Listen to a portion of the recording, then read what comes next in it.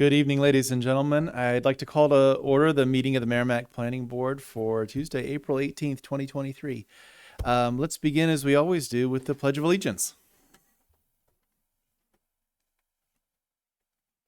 I pledge allegiance to the flag of the United States of America and to the republic for which it stands, one nation, under God, indivisible, with liberty and justice for all.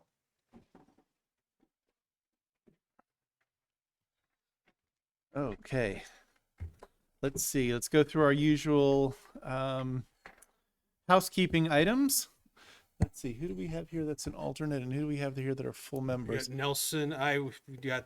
We need somebody for Neil, somebody for Jamie, and we have Nelson and Maureen as alternates. Okay, so appoint both of them into voting positions for Jamie and Neil, and that gives us a board of 6 today.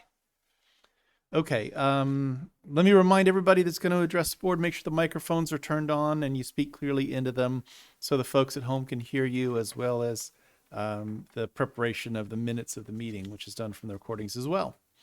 Let's see. Applicants and speaking members of the public, please identify yourself for the record when you begin to address the board. Our next planning board meeting after tonight is currently scheduled for May 2nd, 2023 at 6:30 p.m. in the Matthew Thornton room, which is this room. Let's see. That concludes the call to order. The next item on our agenda is a consent agenda, which has regional impact determinations on it. What's the will of the board with respect to the consent agenda? Move to accept the consent agenda as written. Is there a second? Motion and a second to accept the consent agenda. All in favor, say aye. Any opposed? Any abstaining? 600. All right, we did it. One in a row. Usually challenging with our consent agendas, but anyway, I'm glad we got one in there. Tim, on the agenda, there's no planning and zoning administrators report, as there usually is. Oh, you've got it there at the end. We have changed the agenda slightly because those two kind of end up being the same thing anyway. So we have moved P&Z back down to item at the end of the agenda. Okay, I don't have any qualms with that. I think that's fine. That means we're off into item 3 on our agenda, which is Starts and Realty LLC as the applicant and owner, and it is on our agenda for continued review for acceptance and consideration of final approval for a site plan for the addition of a gas station, convenience store, and drive-through coffee shop at the site of an existing car wash. The parcel is located at 376 DW Highway in the C2 General Commercial, Aquifer Conservation, and Elderly Housing Overlay Districts.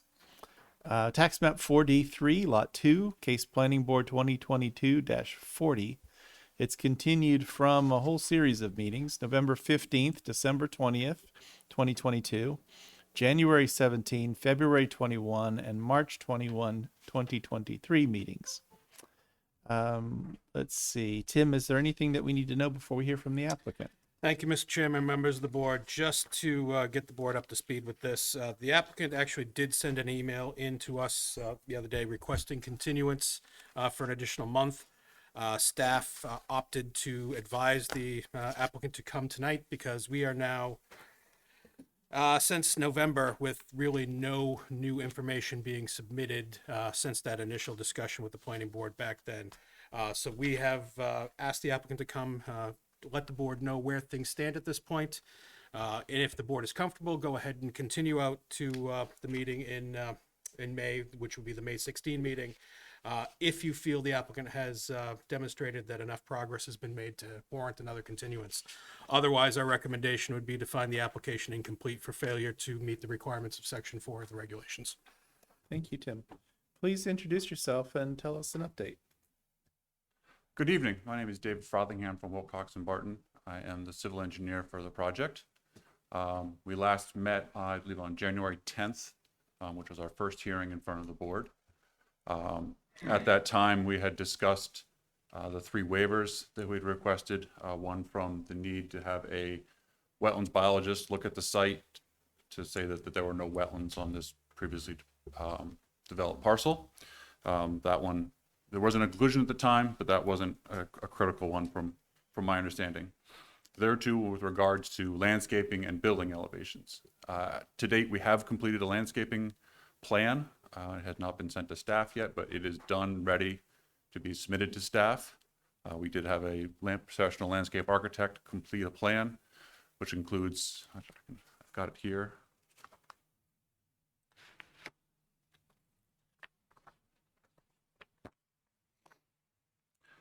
Tree plantings where available across the front of the site, some small shrubs between the sidewalk and the existing drive, this area down here, additional plantings in this island here, trees in this island here, and then along the edge of the parking lot and one in the rear, and additional screening around the dumpster at the rear of the lot. So we have completed that and are ready to submit it. And then in reviewing the site plan and taking the board's comments into considerations, we were asked to kind of reduce the scope of the project. The applicant, owner, and I went back and forth quite a bit. It had been suggested that maybe a dispenser less would be appropriate. From an economic standpoint, that wasn't acceptable to the owner, but he was willing to forego the convenience store addition on the building and that use, which widens up that space at the end of the site. We still had plenty of space to move trucks in and out of the site. This gives additional space, so they are willing to not build that addition, and still just have a small area for gas station and car wash attendant. Still 3 dispensers, still with the drive-through the building. In the time that we were away, we were doing a lot of research into coffee shops and what the optimum size is as far as leasing it, whether it be 1 or 2 drive-through windows. So that was a lot of our time since January. We did adjust this area back here, push the dumpster a little farther out, and adjusted the building a little bit to provide more space in the back. There still isn't a complete bypass lane, but there is a way to get around the drive-through windows over here, and provides more space for that second car to get around the first and get out. We also adjusted this area down here, adding a sign that the people leaving the coffee shop need to yield to the cars exiting the car wash. There was a concern that maybe interactions between those vehicles. So we added that sign, and then I've added some lines that indicate here where the actual overhead door for the car wash is. So it is on the north side of the building. So there is quite a bit of space there. I stood out there today and looked. There's clear lines of sight between the two in that area. Based on the board's recommendation, we changed the site circulation to all one way, enlarging this island and this one to reduce this space so all the traffic travels in one direction around the island. There was concerns about cars coming in and turning left and conflicting with vehicles coming from down this aisle or out this way. We did add a sign down here that says no left-hand turn. So we are pushing everybody around that same pattern through the site to alleviate some of those concerns. The other item that we were asked to present were building elevations. That proved particularly difficult with everybody being so busy in the design industry. When I called in January and early February looking for times, they all said, yeah, we can start in April. Here we are. So unfortunately, I don't have those drawings prepared as of yet, but I think that with the removal of the addition for the convenience store, that the look of the building is not going to change from what it is today. Yes, these are car bays back here they use for detailing. That's going to be removed. It's going to be rebuilt, but the owner's intention is to match the existing siding, the existing colors of that area. So that from the street perspective, the building won't change. It actually becomes a little narrower with that addition. The addition gets deeper, but it's narrower from a street perspective. There are currently windows on that side of the building. Those would be replaced with drive-through windows. The remainder of the building is not going to change from what it is today. So I would urge the board to reconsider the waiver for architectural drawings of the exterior of the building, because it is not going to change dramatically from what it is today. We did receive the comments from the fire department. I have prepared a written response. Again, that will be submitted with the landscaping plan and all the revised site plans that we have generated. So I apologize to the board for continuing this so much. We were not sitting on our laurels, taking what the board told us to heart, and try to present a better project. Thank you. It's David, correct? Correct. Didn't write it down when you said it, but now I see it on your memo. But thank you for that. I have a couple of questions or just some clarifications on what you Sure. presented, and I'm sure other board members may as well. Let me start with a few compliments. I think the one-way traffic is an improvement. I think the couple of trees at the end of the gasoline island is actually unique and attractive. I think that's a neat addition. I think the removal of the convenience store is probably a good choice. If you do that, what is it that people need these parking spaces to go do? I just didn't have a chance to change the parking layout. So there really isn't, they're there today. So there really isn't a need for them. Okay. Maybe the vacuums go back over there. I still have to work out a few things with the owner. There's quite a bit of parking out there today. So if there's more parking than you need, maybe that also adds opportunities for landscaping or something to make the site attractive if they're not needed. Obviously, you've got employees who will have to have some place to park too, so Yep. it's not like you can get rid of all of them. If there's no convenience store, are the gasoline islands credit cards only? So this portion of the building right here is an existing attendant space, because there's an attendant for the car wash. The car wash is, you pay the person, there's no Okay. automatic. So yes, the dispensers will be set up with a credit card payment system, but there is an attendant on site if cash is desired. Okay. We haven't discussed whether this is a 24/7 gas station or not, but it will have a fire suppression system nonetheless in the canopy. Okay. So, and that attendant can also come out if you have a handicap customer who needs assistance pumping gas or something. Correct, yep. You mentioned 2 drive-through windows, and I don't know if you meant one where you pay and the other one where you get your product, or whether there's some desire to have 2 functioning lanes at the same time. Can you clarify that? There is a desire to have 2 functioning windows. Given the limited space in the back, there isn't really an opportunity to have a automated order board where you can speak to somebody. So you're gonna have to order when you get to the window. Oh, okay. So there is the desire to have 2 windows just to move people through more quickly. So I stop at one, I order and pay, and then I go to the other one and get my coffee or whatever. Or you wait at that one and get everything right at one, and then there's 2 orders going on at a time. Oh, okay. They haven't figured out exactly how that's going to work yet, because they don't know who their leasee may be. Yeah, I mean, that's always challenging if the person at the closest window isn't done yet. How does somebody know to get around to the front window? Yeah, or whatever. And that that's traffic. we had a lot of these conversations. I certainly want the traffic to flow smoothly, and I hope that you resolve the issue of a bypass lane. I think there really does need to be a bypass lane for that situation. I think when people are in line for the car wash and the coffee shop at the same time, you can get trapped there, and that could be a while before you could get out of that loop somewhere if for some reason there was a need to go around. The removal of that addition for the convenience store does allow more space, at least on the car wash side, to get out. So you only have 2 cars that Yeah. are in there. That'd be terrific to resolve that. So those are my thoughts on terms of what you've developed. I know other board members have some thoughts as well, and you asked us to take another consideration of a waiver. Barbara.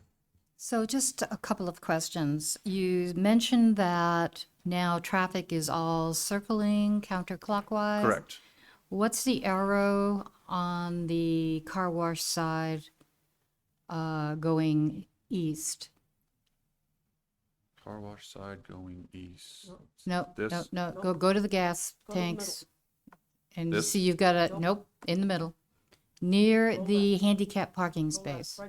Yeah, so you travel up the north side, down the south side. Okay, so that's your exit from That's your- anyone that's your going extra north. direction, yep. Okay. Also, where you've got vacuum spaces now, weren't those originally EV spaces for recharge?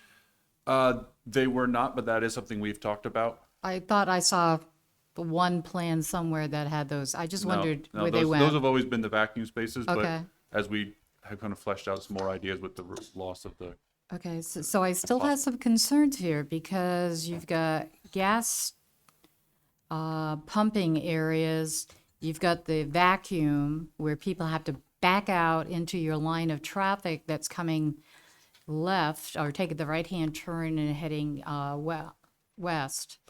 And now you got some shrubs over there that may actually impair some of the sight lines. Because if I understand, you Yeah, only it- have, what, the distance of 2 car widths between where those it's a- spaces are for the vacs and then where the gas pumps are. it's a standard 24-foot aisle that you would see in any Okay. parking lot, Okay. where you would have somebody Well, we know backing those in. are always a challenge, don't we? They are. I was actually read an article recently that encourages you to back into your spaces in a parking lot because it's safer to back in than So exit you don't forward. lose your sight lines. Yep, I drive a pickup truck. You just have to. I do Oh, too. yeah. You have to, yeah, because you just can't see. No, You just can't make that turn. But anyway, okay, thank you. Well, anyone else have comments or questions? Nelson. Just a couple of comments. First of all, I agree with most of the things that the chairman brought up earlier. I think they're important.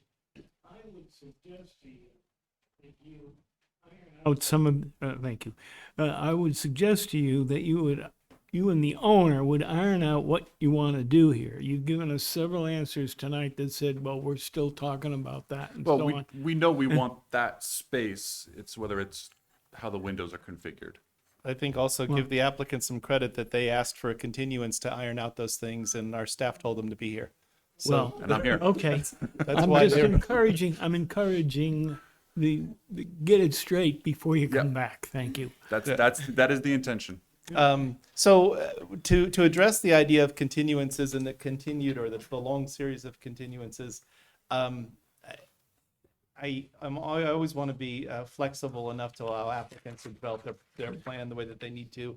The one thing that I want to avoid is when the number of continuances start to make it difficult for abutters to keep up with and follow, because that's where it's not fair to them. And we should at some point either require renotice for things or some way to make sure. Now, you've never had any abutters to this project come and weigh in We or had object or one anything, person but- come to the ZBA for our special exemption, but that was it. They didn't appear for our next hearing.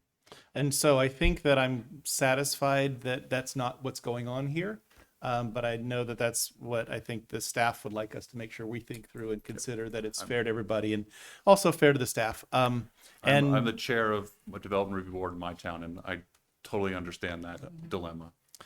So I think you did make some progress with the. I do have one comment with relative to the building elevations. I would just remind the board that it's not just the addition to the building, but it's also the canopy for the gas station that you would be looking at. So I do think it's probably important for you to have those designed, and that a waiver is probably not something that would ultimately be supported by staff. A canopy is a 30-inch band.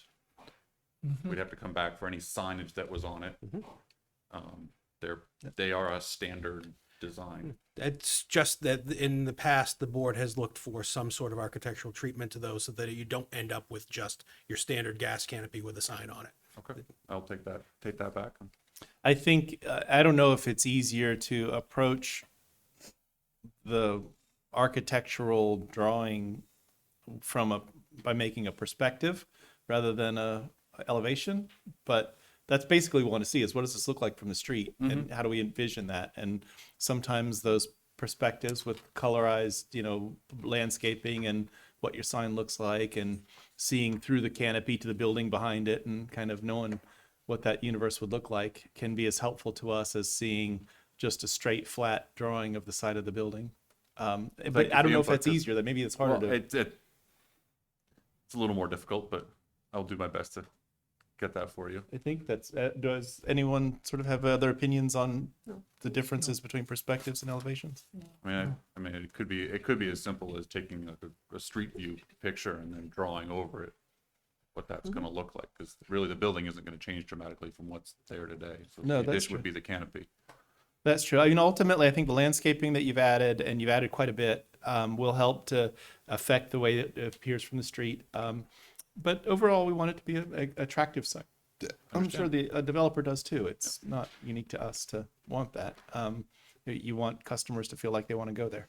So, My last thing, Mr. Chairman, is it's not related to acceptance, but when we get into design and the actual public hearing, I'm not going to speak for the fire marshal who's sitting behind me, but I think it will be extraordinarily important to be satisfying the comments of fires, particularly as it relates to having a full bypass around there.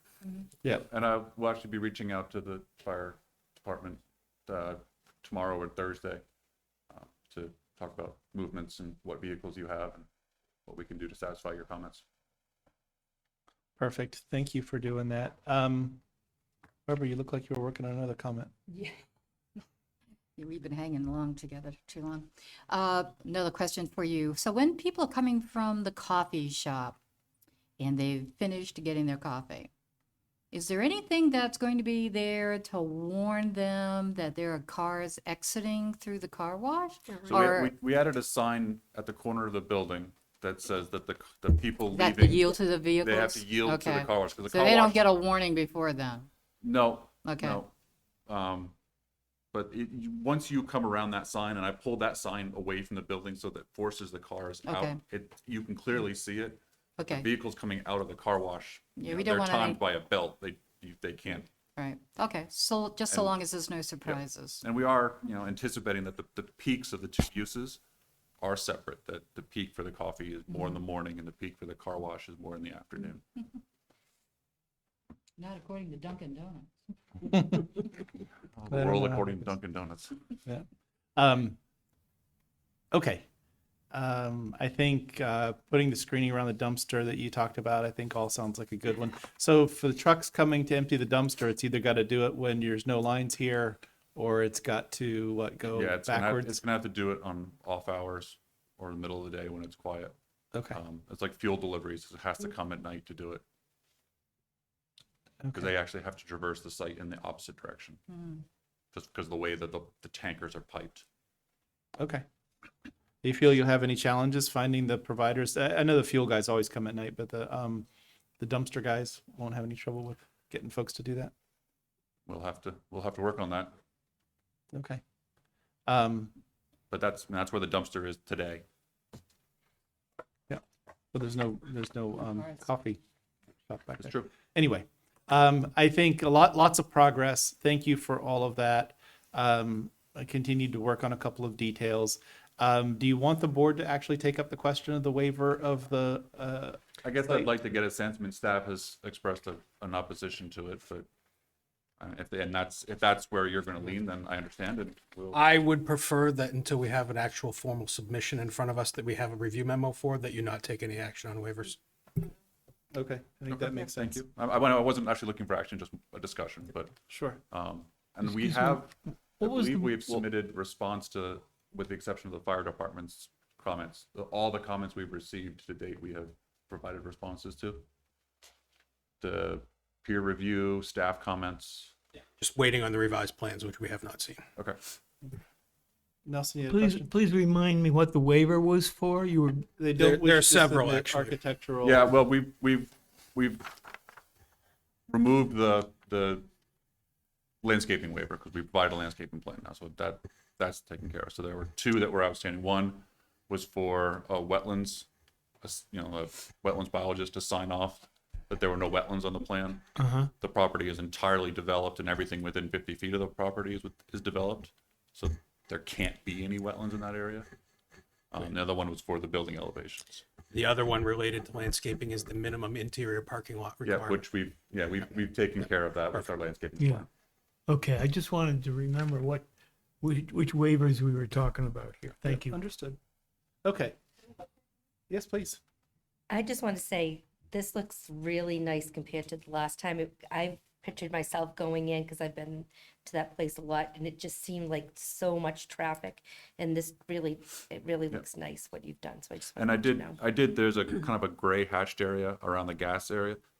That's the existing island that's out there, just to give you guys some perspective. Thank you for that. I didn't realize what that was, but if I happen to drive by or visit the site, I'll keep that in mind. As So between we are meetings. as far as circulating within that area, we're actually opening it up quite a bit because you can traverse underneath the canopy. Yep. Yeah, that makes a big difference. Okay. Lynn. I just, like Maureen, I want to comment on this.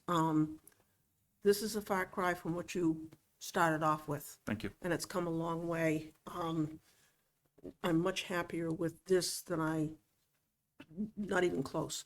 I am concerned about turning radius on trucks, fire and all of that, so I'm waiting to hear what you have to say about that.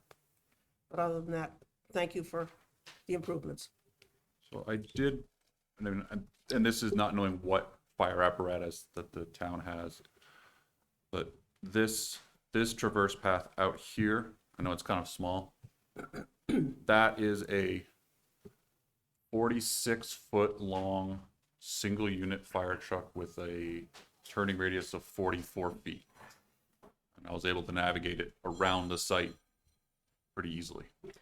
I'm also concerned with exiting the property. Yeah, no, but until I have more Yeah, information from right. the fire department, no, I understand I that, was just, that looks better, but as you exit from the coffee shop coming down and you're gonna take a right-hand turn, you're tight there. I wanna make sure that's, yeah, that's yeah, good. for regular vehicles, it's fine. Oh, I know. Yep, fire, they may have to back up a little bit to make it out there. So we typically use, just to give you a little information, we typically use a SAU school bus template as the Okay, largest I vehicle. have one of those, yep, So you'd want to do that. okay, I can do that. Awesome. Thank you. I'm glad that was clarified as well, so you know what to put on the plan. With that in mind, I'm certainly content that you've made a lot of progress on this site, and I don't have any objection to supporting a continuance. You want to come back in a month, or is that what did you ask for? Can I go, because I don't know how long it's gonna take to do the perspectives, can I get the first week in June? Yeah. What's the first meeting in June? I don't wanna shorten my time. Yep. Good. I'm with you. Good. I'd go for that. June 6th meeting. Do that. Okay. Then, board members, is someone willing to make a motion to continue the item to June 6th with no further notice to abutters? So move, Mr. Chair. Is there a second? Second. Second by Counselor Healy. If there's no further discussion, all in favor say aye. Aye. Any opposed? Any abstaining? That is 600. Thank you, and Thank you Tim, for your time. And yeah, again, I thank you apologize giving for us some more the details about this number of one. continuances. Okay. Item number 4 on our agenda is McDonald's USA LLC is the applicant and CP Merrimack LLC is the owner. Continued review for consideration of a waiver of full site plan review. Full site plan review to reconfigure the existing single order point drive through with a dual order point configuration. The parcel is located at 9 Dobson Way in the C2 General Commercial and Aquifer Conservation Districts and Wellhead Protection Areas. Tax map 4D, lot 54-3, case planning board 2022-47. It is continued from the December 6th, 2022 and the January 17th, February 21st, March 21st, and April 4th, 2023 planning board meetings. Tim, is there anything that we need to know before we hear from the applicant?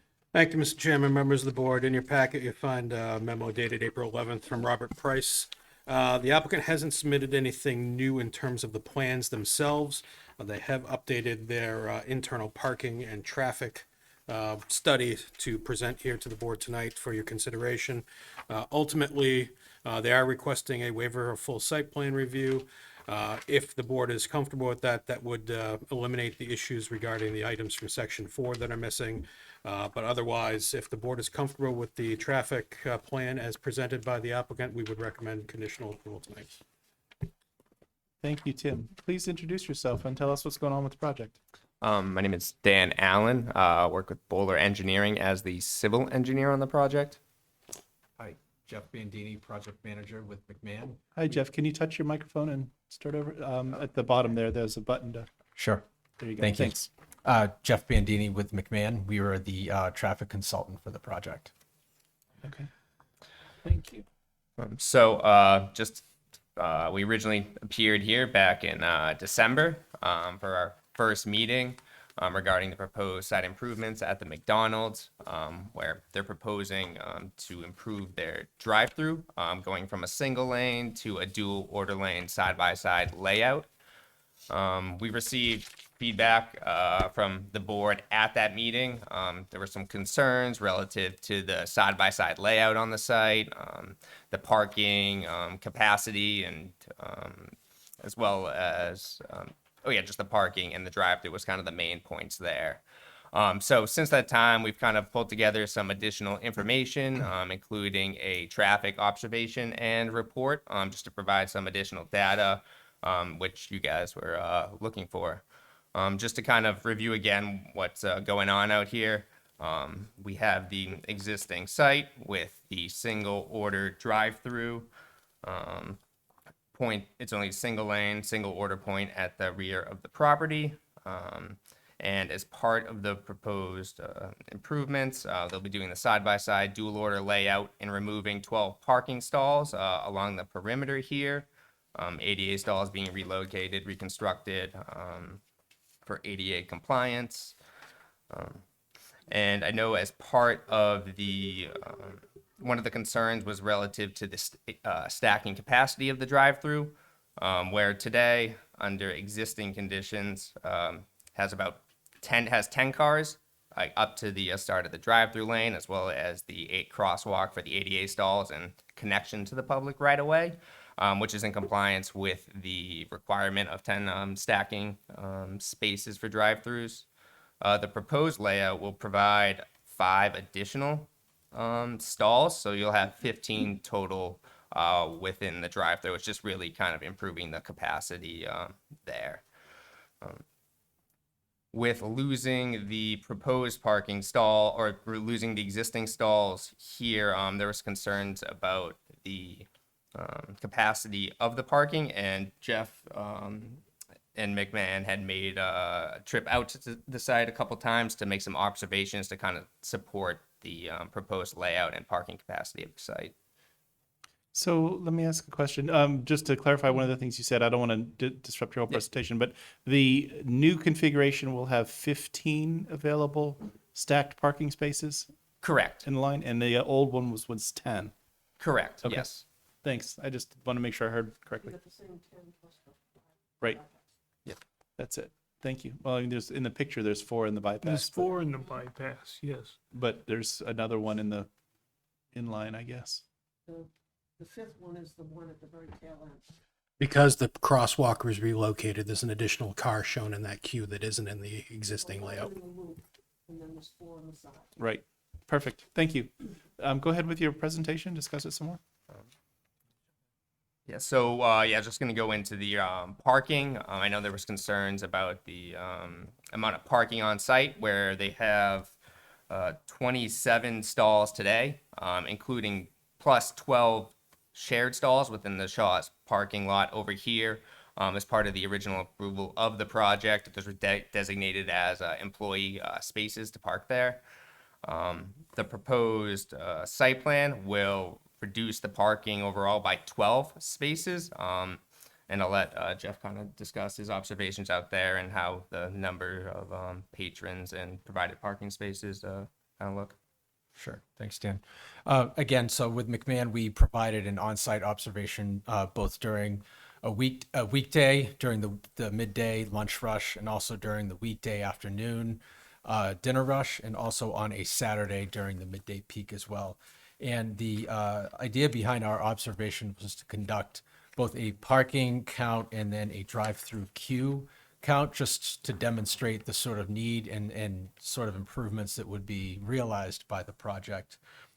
So in looking at some of the parking analysis, what we did was we found that the maximum amount of vehicles parked during the 3 observation periods was 16 vehicles. Again, as Dan mentioned, with the additional parking that we're losing, those can be accommodated by the 12 spaces in the Shaw's lot that's located across the street. Again, there is a existing crosswalk and associated pedestrian ramps across Dobson Way to connect from those spaces relative to the Shaw's lot that provides connectivity to the McDonald's parking area. So again, it's our understanding that employees are encouraged to park in that Shaw's area, and it's our understanding that during our observation, they were not. So in that 16 vehicles, that includes the 8 to 12 employees that were present during that time. So if those employees are relocated to the by right use as part of the Shaw's, there would be adequate capacity for customers to park on the site as it is. And again, the Shaw's would be available for overflow as needed.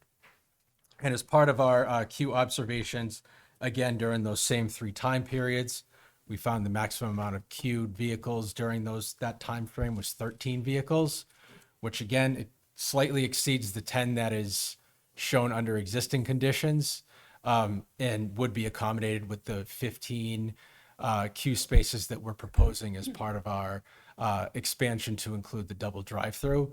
And again, with the crosswalk moving slightly to south of where it is now, there would be additional space provided for additional queued vehicles if needed.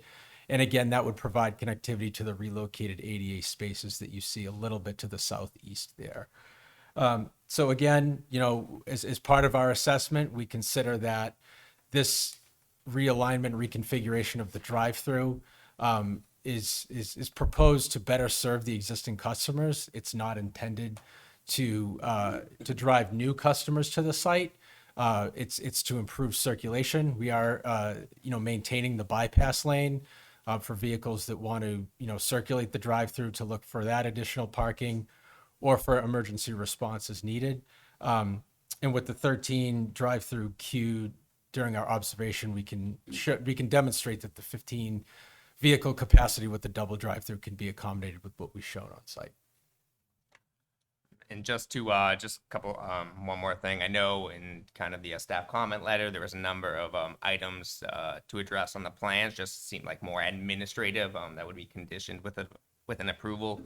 We understood the main kind of focus of our discussion would really be on the traffic and parking. So just wanted to let you guys know why we didn't resubmit plans or anything yet. So these plans are the same ones we saw before, except for is the crosswalk moved, or was it like that on the last plan and it's just moved from what's actually physically on the site today? Yeah, so the plans are the same. So the crosswalk was originally kind of closer towards the rear of the building. So where we're now kind of bringing it down further towards the front of the building and away from the drive-through area. Also away from the doors. So if I wanted to pull into your site to go inside, and clearly that's what you're hoping customers won't do anymore, but if I wanted to do that, where do I park and how do I get inside? So there are spaces kind of to the right of the trash enclosure here that could be utilized, where you could walk up and then utilize the crosswalk here to get in. Otherwise, you'd pull around, park in one of these spaces, and then utilize the sidewalk here to the crosswalk and into the entrance. Okay. So in either case, I've got a fairly long walk, and if I'm on the back of the building, I got to go past the door, across the street, and then come back towards the door. Or on the first side of the street, I park over by the dumpster.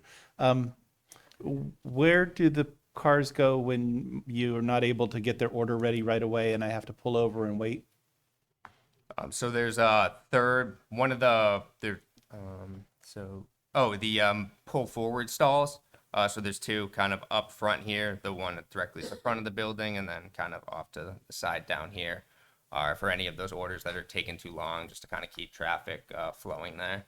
Those are existing today. And those are existing today and proposed to remain. Fortunately, we all know that. How much space is there if a car's sitting in that space in the width of the driveway?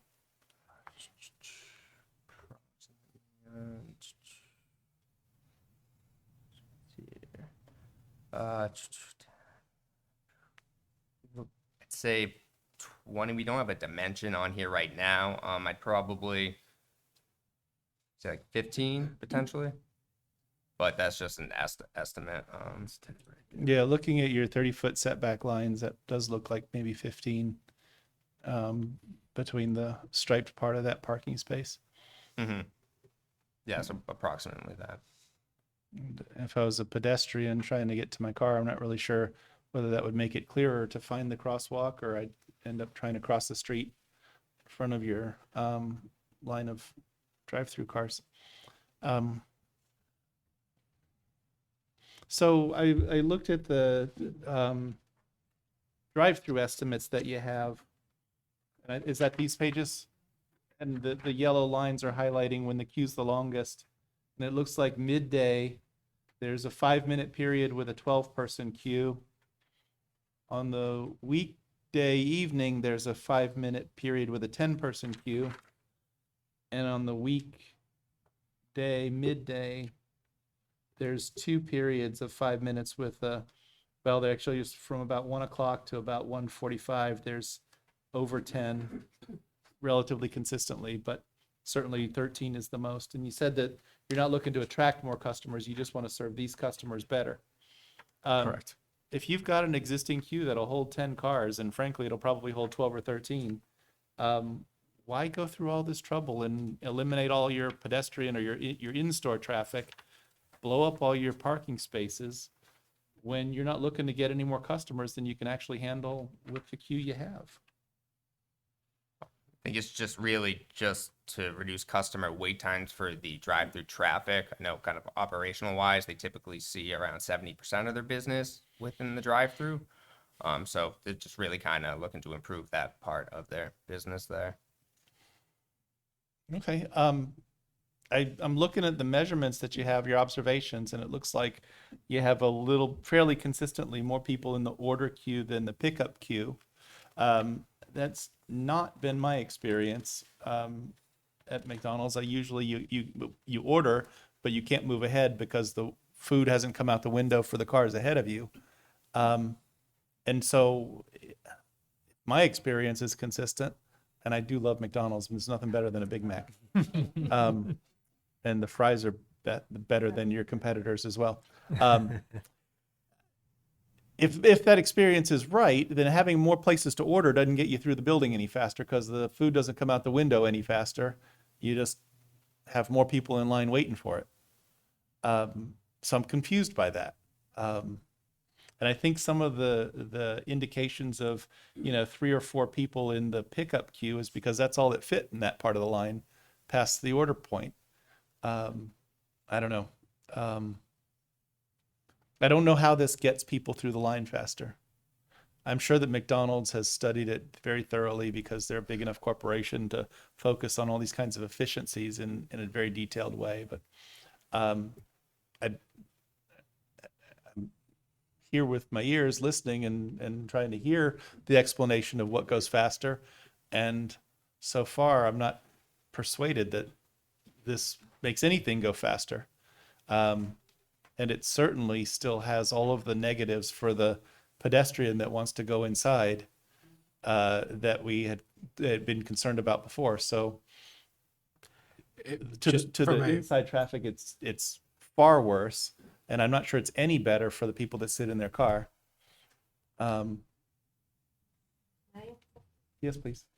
So numerous times I have seen the line go down past the liquor store and the Franklin Savings Bank. So I've seen it go all the way outside down the street and then people leave. So you've lost customers because they're not well, maybe stuck there, maybe, but, so I have seen that, so I could see a reason for clearing up the congestion, especially in the main road there. I wanted to ask, and I believe we asked this the last time, if you had talked to your neighbor next door, because I survey that place every time I go by to see how many cars are in there because of what's going on. And there are very few cars in the Papagino's parking lot because it's very hard to get to. And I don't know if you spoke with them at all and if they would be willing to open up and have parking over there so that people aren't, crossing traffic to get over. And that would also, I think, my opinion, boost their business. You have a car full of kids and some want to go get McDonald's and some want to go get, Papagino's, and I think D'Angelo's is there as well. I agree with Bob. I don't think, even for like if people have to just stop and go to the bathroom, you have a lot of people, it's right off the highway, they're coming back from going up north. And there's really no place to park even to go in to go to the bathroom. I have seen a lot more than 3 customers inside. I have observed that a lot of the like your maybe plumbers, people with big trucks and stuff like that do park in the Shaw's parking lot and walk over. It seems to be kind of a typical thing that I've observed. But as far as families, I do see them parking, a lot more than 3 families. So I just wanted to point that out. Yep. We had shared that, kind of relayed that to McDonald's team, and I think they didn't move forward with that. I believe just based on, I believe it's just a lease parcel, so they don't actually own it, so they didn't really want to consider that just based on it being a lease parcel. Is the Shaw's a leased parcel as well? I'm not certain on I that. believe it is, but okay. Yeah, but that agreement is already in place today. That was part of the original development. Barbara, do you have a comment? Actually, I have a question and a couple of comments. Excuse me. Where is the pre-order board going? The board where you drive up and you can begin to think about if you want that number 1 or.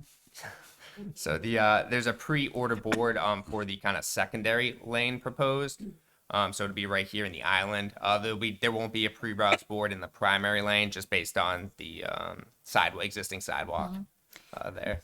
But Now- that board is moved back further from where it is today. Yeah, well, that's why I wondered, and I Significantly. wondered where it was going because I don't really kind of see it here. Currently, it's on the top of the curve. Right. Whereas this is moving it back, so it's accommodating much more queuing post-ordering than you have today. Okay, and I tend to be a very operational person. So how many people are going to be on the inside taking orders? You got 2 windows now, right? Taking. So how many people are sitting on the windows? It's still the Is same it just amount. one? Just from my own experience, because there is a double drive-through, and I've been to several double Right, and it's drive-throughs just for one. both McDonald's and other fast Alternating? food, and they just alternate between the windows. There's a system internal to the building Right. where they know which car is Because I was kind of wondering how that bottleneck is going to resolve itself during rush hour. Because you got 2, if you've got, I didn't know if you had 2 windows going simultaneously and they would be heading into that bottleneck together, or whether the workflow is such that there's only one person on the window alternating between the 2 windows. So See my there's point? there's actually there's a merge point camera kind of proposed back here. So when somebody makes their order, that camera kind of picks up on which car is like pulling forward and in line.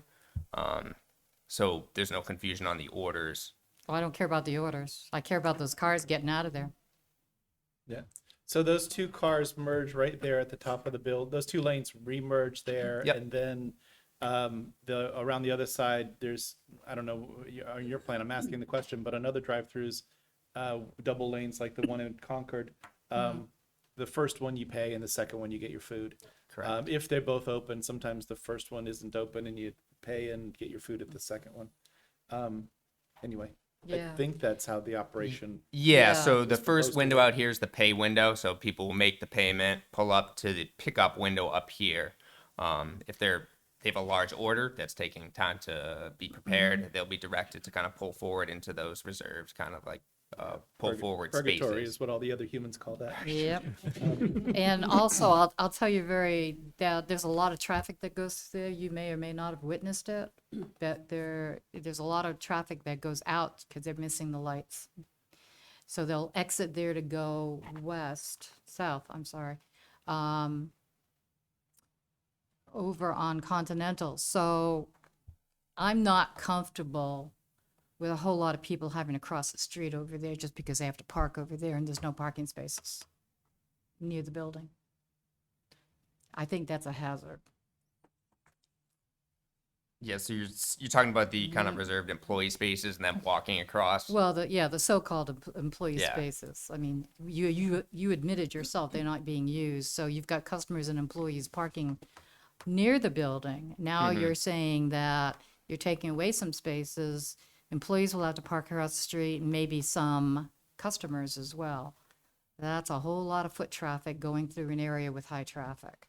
Yeah, I know there was the kind of designated crosswalk there, and I believe this was previously agreed to on the original decision with the project. I'm not sure if you want to. Yeah, that again, more like to you it. said, yeah, that was under the original agreement. And if I could just speak to the foot traffic. So the reason why we would encourage employees to park over there is because they're not necessarily arriving during the peak periods. And again, they're one trip in, they're one trip out per day. They're not somebody who's a customer with, like you said, a car full of kids. It's probably one Right. or two people. It's the person working there, and if they're carpooling with somebody else. Again, they're more familiar with the area, so they're parking there once. Their employees are there several times a week.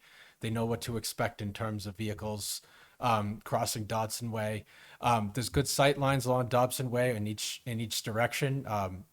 Coming in from Continental and looking the other way as well. There's a marked crosswalk there. There's pedestrian ramps. So again, it is in place now. That's not to say that just because it's there that it's full and safe. But we did look into it. It is painted. The ramps are there. So we feel like putting in the spaces on the site and designating and leaving those for customers that are coming to the site is more advantageous than having it some sort of a mismatch of employees and customers as well. So if the employees are encouraged to park at the Shaw site, those will be the folks that are using it more decidedly than the customers themselves. So I hear what you're saying. First, I want to pick up on some terminology that you're landing on. You're saying encourage the employees, and as we've heard this in other developments and things like that, it's not encouragement; it's mandated, and the owner's required to tell their employees to park over there. I get that won't happen, even if that's what is voiced here at the board, because the manager of the McDonald's isn't really going to pay attention to where their employee parked, and they won't look at the parking lot because they're busy making burgers and fries. And so the parking spaces will be whatever they end up being until somebody raises Cain, and then for 2 weeks it gets better, and then the employees are parking back in the inside spaces. I think my view of this is, and this is you'll think this is cynical. I think this is an effort to convert this building to a drive-through only building and just get rid of the foot traffic. As a customer, if I pulled into this site looking for a parking space and I really couldn't find one until I got around, and maybe there was one available, but I had to walk far to do it, I'd just exit and go find someplace else to get a burger. I wouldn't stop here and do it. And I think if you built this in 3 or 4 years, you'd be back in front of this board saying, well, nobody ever comes in the restaurant anymore, so let's go ahead and get rid of that. And there's nobody in the restaurant because you made it too hard for them to get in it. And I think that's the view of this, is you'd rather have customers do just a drive-through. It's near a highway exit, and maybe that's the popular thing for people to jump off the highway and do it. I don't think it fits at all with the nature of the development in the plaza, where you do have people that are walking places and you do want to have a place to sit down with your kids and have a burger. I think it's really hard to do on this site the way that it's proposed. It's not terribly easy the way it is built, but it's doable. But on this site, when you get rid of that many spaces and the ones that are left are inconvenient and hard to find, or across the street on Dobson Way, I think you're just telling the pedestrians, please stay out of my building. And when I go in the building to get the Big Mac that I like, the employees that are there and what they're attending to tell me the same thing. Because if there's 3 employees there, they're all 3 looking out the window, and they don't come over to the counter until somebody gets over there and makes some noise, and gets that order filled. Most of the employees' attention is dedicated to that drive-through, and if that's the business model, say that and present that, but pretending that this is designed to have employees, pedestrians come in and use the restaurant, I'm not persuaded at all. I'm not convinced that's what this plan does. Yeah, I mean, kind of intention of the project is to improve the operations and kind of business that they're seeing, which is the majority of drive-through, about 70% or so. So they're really just trying to kind of make better their existing business, and just based on what they're seeing out there. Well, I appreciate that. It's a little different than a few seconds ago with the traffic where you said we're not looking to attract any new customers. No, it's not anticipated to generate new customers. It's really just better management of their existing drive-through traffic and capacity. Yeah, and then when you lose the walk-ins, you're going to want more drive traffic because you can't pay the bills if you don't sell burgers to somebody, right?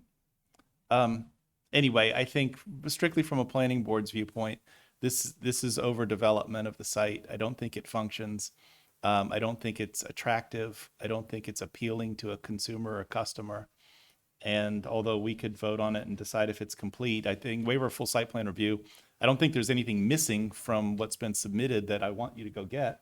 I think it's simply that the development doesn't work. So if you wanted us to vote to accept it, the board can take that up. And then ultimately, when it gets to the substantive vote, I think you're going to have a hard time, at least persuading me. I'm only one vote. There's 5 others here.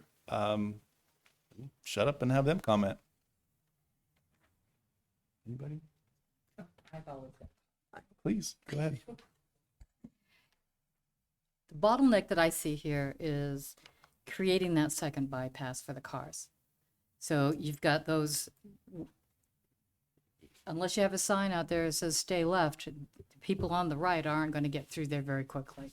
So you're just adding more cars to the bottleneck that's already existing. You're not managing them any.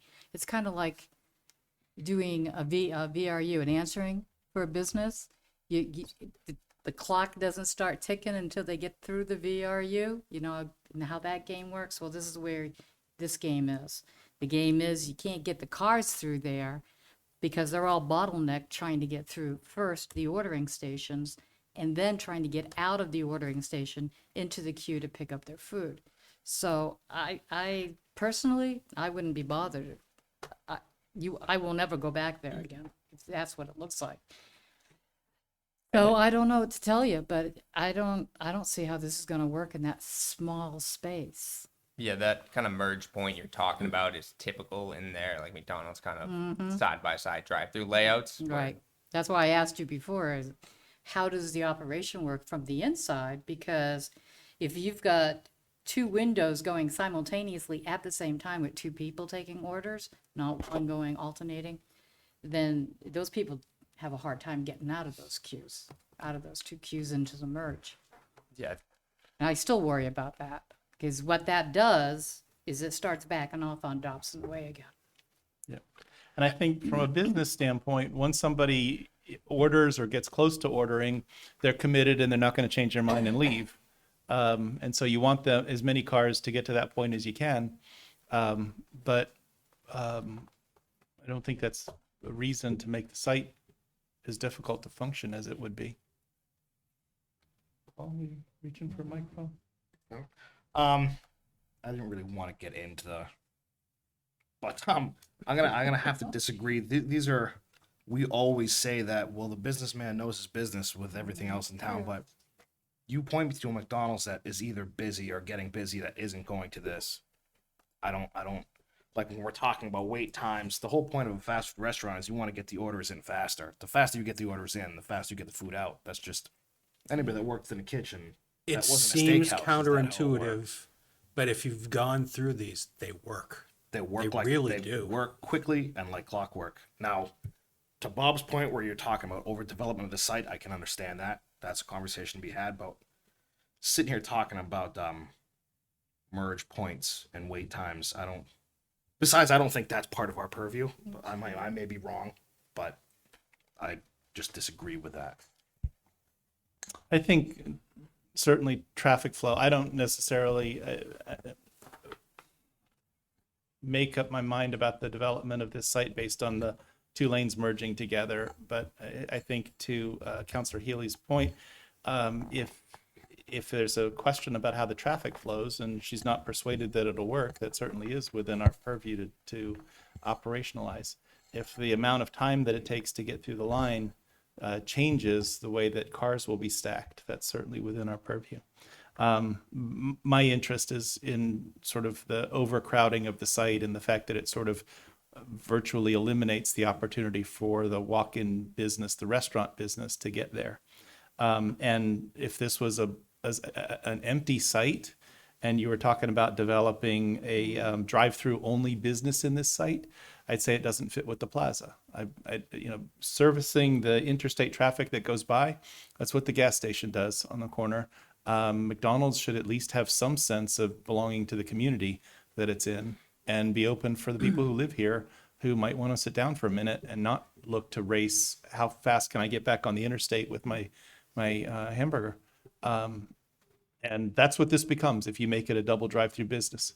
I wouldn't approve it if it was a proposal on a blank slate. And so even if it is the desire of the business person to do that, that's where our vote, and it's pretty rare that we do that, but that's where our vote sort of steps in and says, you got to make it consistent with the planning directives or the planning initiatives in town.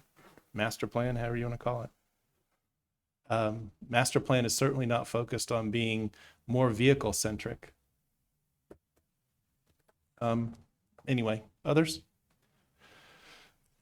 Nelson? Yeah, I'll just weigh in, Bob. I've been kind of listening here. I'm not much of a burger eater myself, so I don't have a lot of firsthand experience with this. I can say that I've observed this site over the past months or so.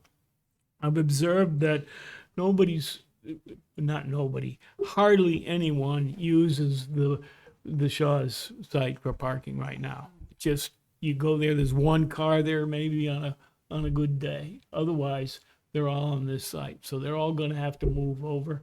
There's going to be some real disruption. And I'm concerned about the pedestrian traffic crossing Dobson Way. And I think it's kind of an over intense use of the site for automobile traffic. So I'm kind of leaning with you, Bob, on this issue. That's all I have to say about it. Yeah. Are there other comments, Lynn? If you look at this site and you look at the site next door, the Papagenos, they should be somewhat consistent. This is what this site was designed for. And I think you are overdeveloping the site. There's no question about that. And it's very different from what was proposed there originally. When this site was developed, it was consistent with the Papagenos and the other places around where you can go in and you can sit down. And all the other things that Bob and Nelson and Barbara have said. I think that probably exhausts our comments. I don't know. We haven't accepted the application, so public testimony isn't necessarily next on deck. But I want to offer to you sort of where do you feel like you are and where do you want to proceed. If you'd like us to, we'll take up the question of accepting it. And like I said before, you're complete. I mean, you've given us everything that it takes to be complete. I know you want to waive a full site plan review. Yep. I don't have any problem with waiving the things that you want to waive from the site plan review. But then we're ultimately going to get to a substantive vote, and I don't know where you want to be with that. Maybe you want to vote and you can move on to seeing what you can do about that vote if it doesn't go your way. Maybe there's more that you can say that'll persuade or swing some votes your way or whatever. What do you want to do? Because with the waiver, with the being a waiver from site plan review. If that waiver was denied, we would just have to, the next step would be to Provide a full provide site a plan. full site plan application and Yeah. request all the different waivers and stuff. Correct. Yeah, and I don't foresee that's where you'll end up. I think you'll get the waiver of full site plan review. I'm predicting reading tea leaves a little bit, but I think that you'll get the waiver of full site plan review. But when it comes to ultimate approval, that's where, that's where some of the feelings that you're hearing are going to potentially sway some votes. I don't want to speak for anybody other than myself, but And that's where I'll remind the board, if you do go down that road, make sure you have solid backing and reasoning for the reason to go that direction. absolutely so. But if there's something that you'd like to do, I don't want to make you run into the brick wall if you don't want to. If you have some other path that you think would work, and I don't know what that would be, but you're the engineers guy. You guys probably are smarter than me at figuring out how to design a site. What would you like us to do? Would you like us to go ahead and do the acceptance and have whatever substantive consideration, take public comment and vote? Yeah. Or is there another path that you'd like us to see? I think we'd like to hear the vote. Okay, sounds good. Board members, and the question before us is whether we would accept the application as complete, which is sort of merged into a simultaneous vote on. I was going to say, I would recommend that be a simultaneous vote on the waiver of full site plan because those elements are required for the acceptance. Yep, exactly that. Is there a motion to that effect? So moved, Mr. Chair. Is there a second? Motion and a second to both waive full site plan review and accept the application as complete. Paul and Barbara. Discussion on that question?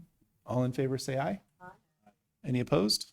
Any abstaining? 6-0-0 to waive full site plan review, find the application complete. Pardon me. Are there any abutters or citizens who wish to weigh in on the application before the board either entertains more information from the applicant or begins its debate? Please, sir, come forward. You can, is the stand-up microphone okay for you? You want to be at the table? Is that okay? Yep, that's okay. Introduce yourself and then tell us what's on your mind. Yeah, Bill Fallon, been in Merrimack Drive for 30 years. I just want to, agree with you. But I like the French fries, but I don't go there too often. I've been to a drive-through twice in the last 5 years. I don't do drive-throughs, but they're making the drive-throughs more efficient, and which is okay. But for people who want to walk in, I'm not going to walk across Dobson Way, and that's the reason I don't go there now, is because there's not enough parking there now, and people who park in Dobson Way, they say there's a good site plan, but there's not. When you're walking across, there's a curve there, and people come around that curve too fast when you're walking across there. So I won't go there. The other thing is the parking at Shaw's. A lot of times, truck drivers and other people park there. Sometimes there'll be 2 or 3 tractor trailers there parked and taking up all the spaces. And there aren't enough spaces in the Shaw's to accommodate everything. So, I think they should either, like you said, go to a drive-through or not at all. I mean, because if they do this, I won't go there anymore. Thank you, sir. All right, What thank was you. your name? Oh, Bill Fallon. Bill, thank you. Yeah. Okay. Any other abutters or citizens who wish to weigh in? And none going once, twice. We'll close the public hearing. Board members, do you have additional discussion items that you'd wish to have with the applicant? Then it Just would, to remind the board, the staff recommendation is that there would be a finding that with the waiver of full site plan review and the proposed conditions approval, it meets all applicable regulatory requirements necessary, and that you grant conditional final approval. okay. And so, board members, the option before us would be to make a motion to that effect and you to vote yes or no, or you could make a motion to deny the application and vote yes or no on that. And for denying the application, you essentially want to make the reverse findings of what's there in the You need to provide some justification as to the reasons for. Yeah, I think, yes, it does the applicant justice to have some reasoning set forth. It's state law now too. What's that? It's state law now too. Yeah, no question at all. And frankly, if the applicant appealed to wherever you would appeal this to, whether it's court or to the ZBA, and somebody says we're wrong, I'm not afraid of that, and so be it, and then move ahead. Yeah, there is no ZB appeal here. It would be. Yeah, court. it's not a legal question, so it wouldn't be ZBA. Anyway, what is the will of the board? Mr. Chairman, I'd like to put forth a motion to grant conditional final approval per Robert's memo dated April 11th, 2023, Including the findings. including the findings of tonight's meeting. Is there a second for that motion? Is there a second just for the purposes of reaching a discussion? For purposes of discussion, I will second the motion. Okay. And so I think the point of offering the second that way is it doesn't imply that she agrees with the proposed proposed motion. Okay, discussion items. And so I want to go through and offer my own thoughts and invite other people to do it as well so that we've got the record that Tim is looking for us to make. As I mentioned, I think that the proposed drive-through lane doesn't adequately provide for parking or for pedestrian access to the business. I think it's a congested site that's overdeveloped. I think it sets pedestrians that are trying to enter the building walking long distances out of their way to get to the door. I think the crosswalks don't approach the building near the doors. I think the result of that is that it's an unwelcoming site for anybody that actually wants to go into the restaurant, whether it's to get food or use the restroom or anything else. I think that the proposal to have the employees park across the street is one that I'm not persuaded will be implemented in practice. I don't think that you'll see compliance out of the employees or that the business itself can adequately control its employees in that way. I think the parking spaces that are available for people that want to go into the building are remote and inconvenient. But overall, it's an overdevelopment of the site. And so those are the reasons why I wouldn't support voting for the motion. Let's just go around the table from the end. Nelson, any comments that you'd like to put onto the record? Or if I'm in any? agreement with almost everything you said, Mr. Chairman. I'm Okay, prepared to vote against the motion. okay. Lynn, you have comments? I agree with your comments, but I'm also concerned with pedestrian safety.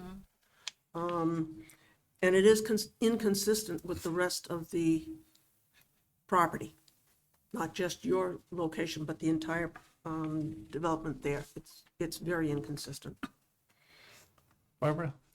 Right. I still have pedestrian safety in mind, and that's an issue for me because now we have pedestrians who will not only have to cross Dobson Way, but now they've got to cross over the traffic pattern, which is coming from the windows after they pick up their food. So it's like they're dodging cars no matter which way they go across the street.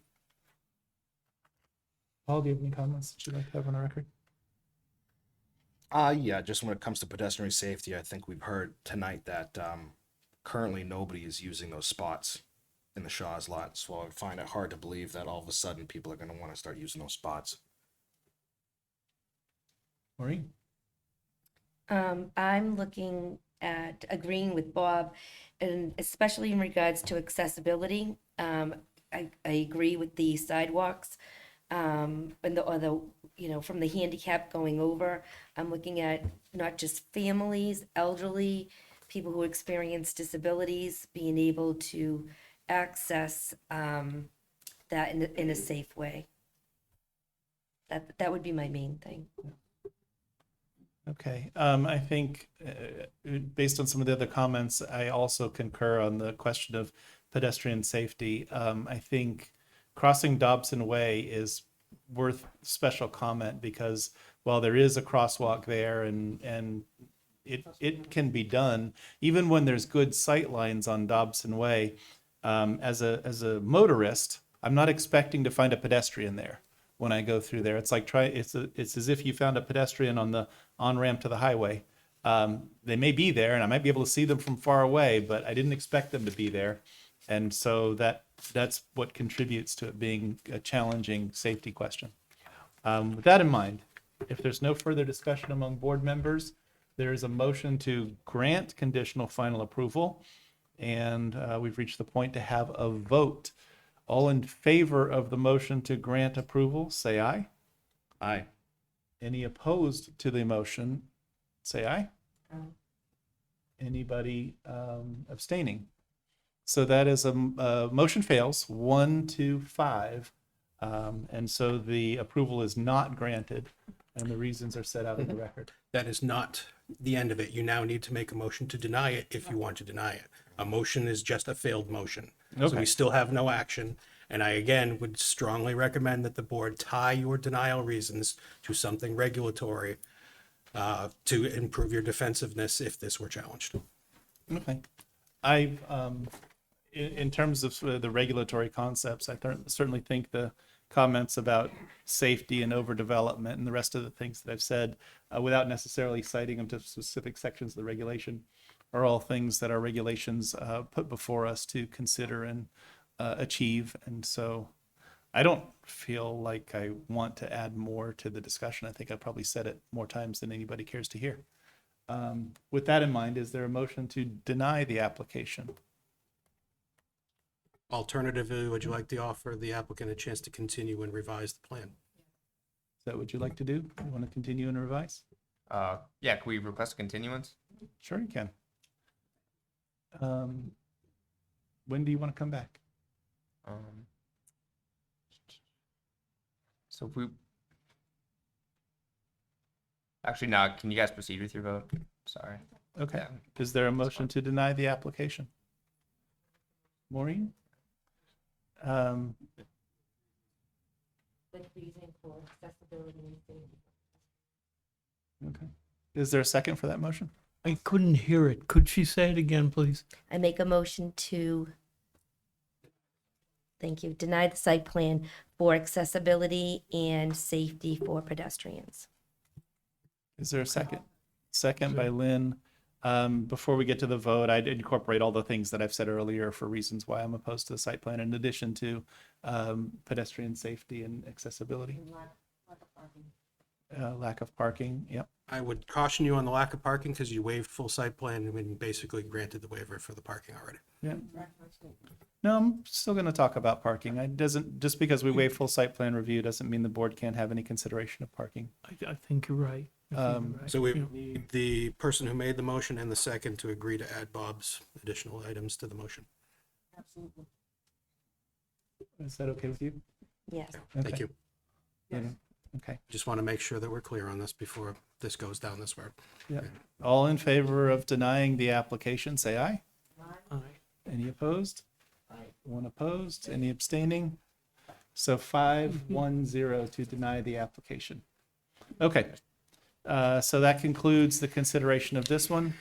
Obviously, I understand that it's not the outcome that you wanted. It's fairly rare that we would vote down an application, but hopefully, if you do propose something a little bit different, understand how significant our concerns must be for us to have voted down an application. Honestly, I think I've been the chair for a dozen years, and I don't think we've voted down another full commercial site plan except for a home occupation.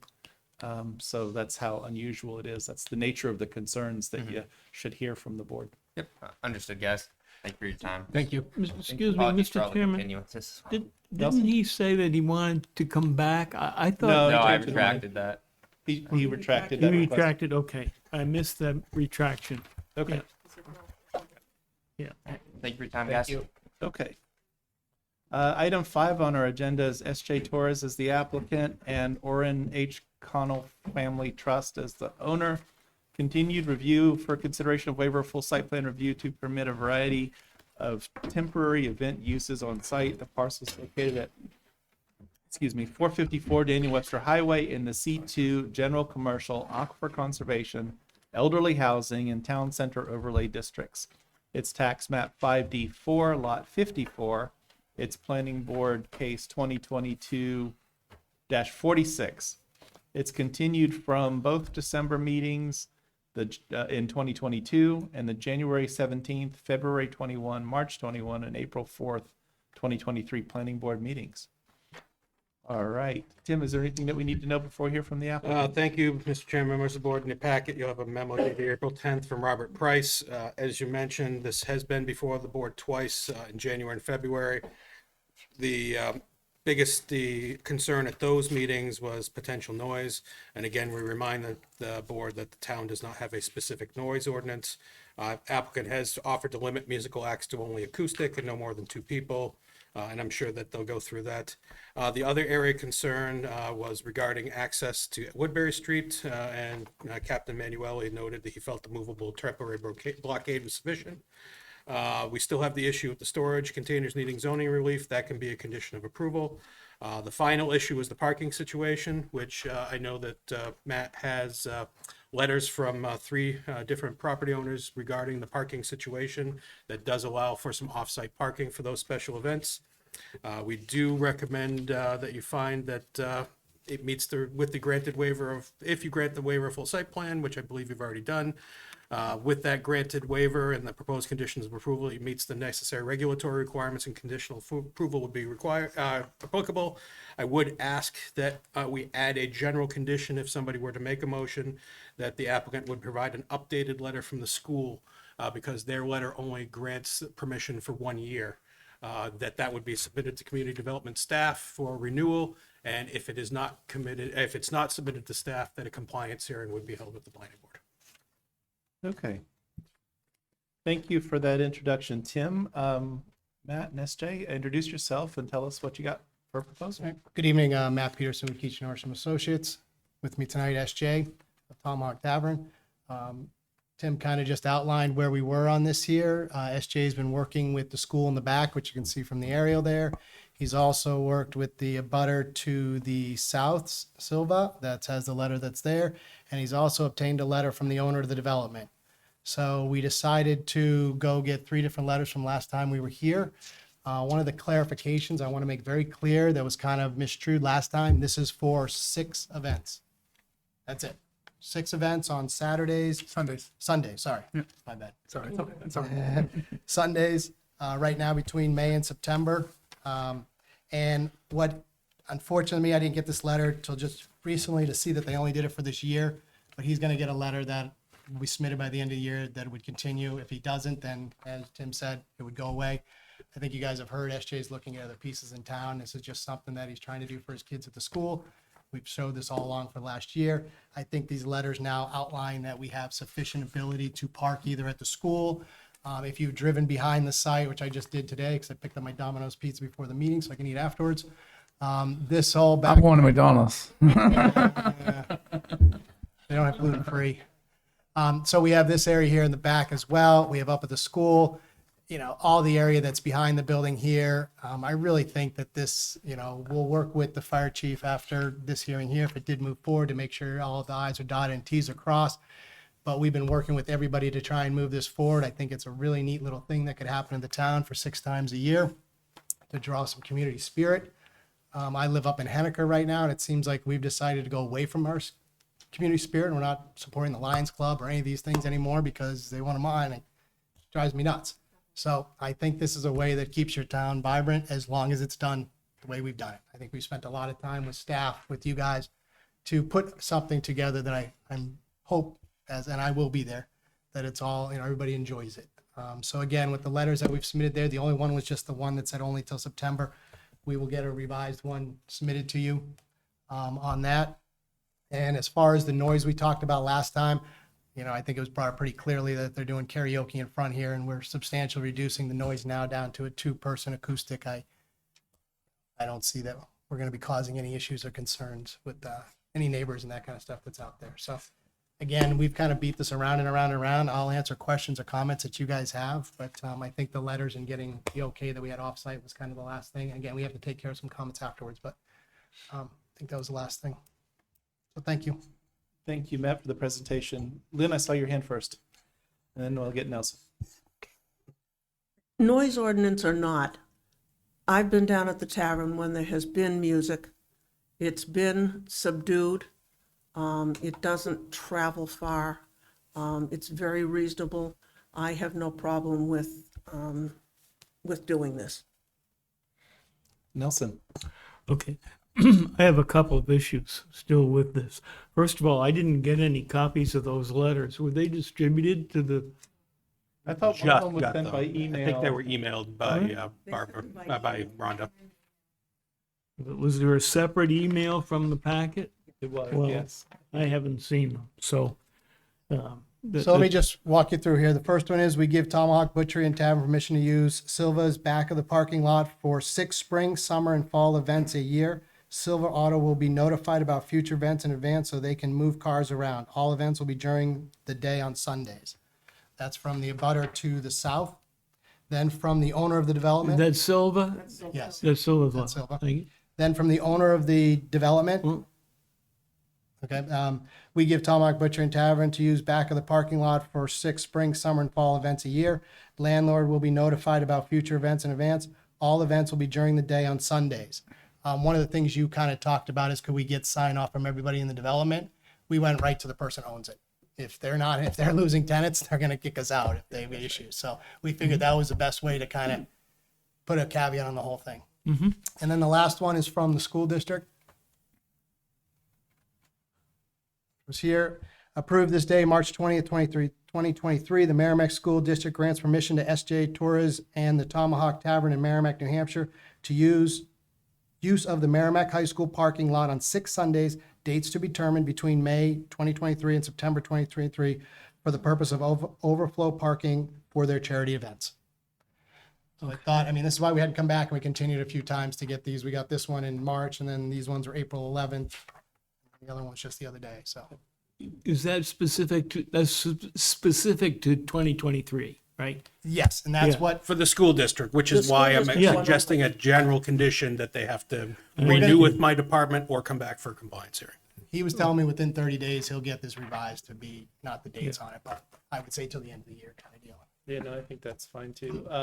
And I think you probably have sufficient parking with Silva's in the parking lot anyway, for the events that you have. I like this project. I think it's a great addition, and I think it'd be cool to have, different little events, maybe on a football Sunday or something like that. I think before you were talking about like a chili cook-off or some kind of barbecue thing, and especially barbecue's got my heart.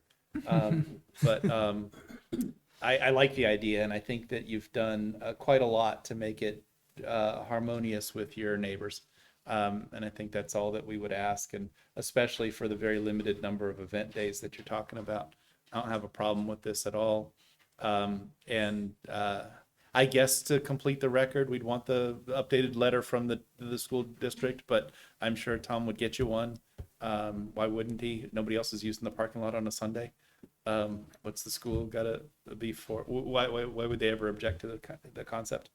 And now there's that great sidewalk that goes from the top of the hill to the bottom of the hill, so you can actually get there from here. Glad you like it. I did.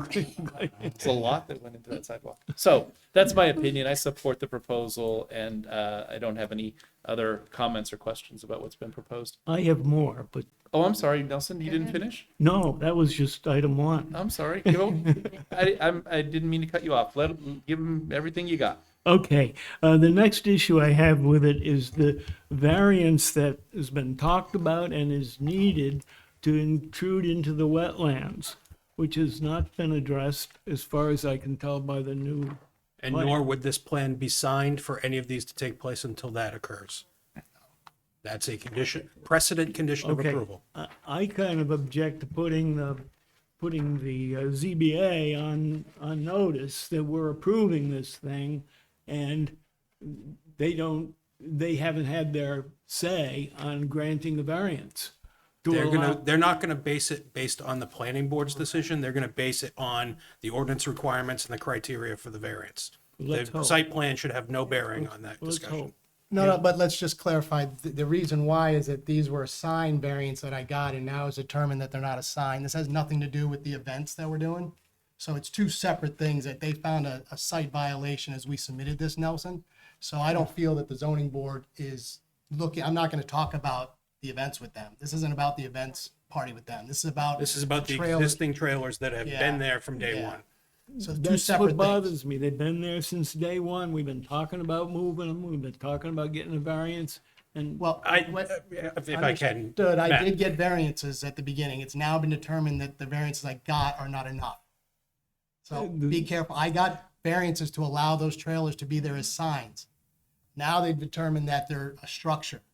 There So now was you're- no wetland setback on the plans that were presented to the planning. So to the understand, zoning I'm board. not, I didn't bait and This switch was anything. only a recent discovery Yeah. that these are in violation. We did not know they were in violation until these plans were prepared and showed us where the wetland setback was. Until that point, we did not know, and we did not believe they were in violation. They had a variance for the signage. They were assumed to be in compliance until we had the information from this plan. Okay, well, I'd like to see that in place. That'd be my objection to granting it as submitted. Sure, understand. And there are occasions where we've asked for an applicant to get their variances first, but we usually don't. And I don't necessarily, I'm not stuck on that issue, especially since it's not related to what's being proposed here. It's, If they deny it, we remove the trailers. This site plan doesn't talk to the trailers. So it's two separate applications. That's why I'm just Well, saying. the site plan does talk to the trailers. It shows the trailers in place. As existing Yes, as condition. existing additions, so that I can show you what's out there, but we're asking for the events for 6 events right now. We're not talking about those 2 signs that got variances, and staff has now said they now need another variance. So again, I understand what you're saying, Nelson. I would normally do it, but they're 2 separate on this, and I get you. Well, because Barbara, That's okay. I don't mean to interrupt you, Nelson. Barbara had a question related to this. Question, clarification. Where's the wetland? Are we talking about that big puddle that forms because of the drainage coming off woods. the hill? So That all- dries up? All Well, this, there's a hillway in the back, so how can it be? between the hill and the, So he's tracing it on the screen Yeah, ahead this of is you. I your wetland walked line back there, here. it was dry. so what happened is that we had taken this line here off of the original approved plans, but I didn't feel that that was adequate enough to come forward to you. So even though we asked for full site plan waiver, this line from here to here has been reflagged last year by our wetland scientist. That's what then has showed the encroachment that Tim has done Oh, on that. okay. So again, we went back out and redid this, not using an older wetland line to be more accurate. But again, just from this point over, and that's what's created the trailers where he had put them in the grass that's been grass, forever. in addition, there's a note on the plan that says they're going to store stuff behind the trailers. Yeah, we have like lawnmower, some firewood for the, when we do barbecues, things like that. Yeah, Nothing. so that's in the wetland. No, it is not in the. Not in the wetland. wetland, it's in the wetland buffer. A lawnmower's Up on allowed, the hill. lawnmower's In the allowed. buffer, in the wetland buffer, yes. Okay. Good. That was a concern. Now there was some few more here. The school, you say you've got the, yeah, well, just the storage of the buffer of the barriers. It is,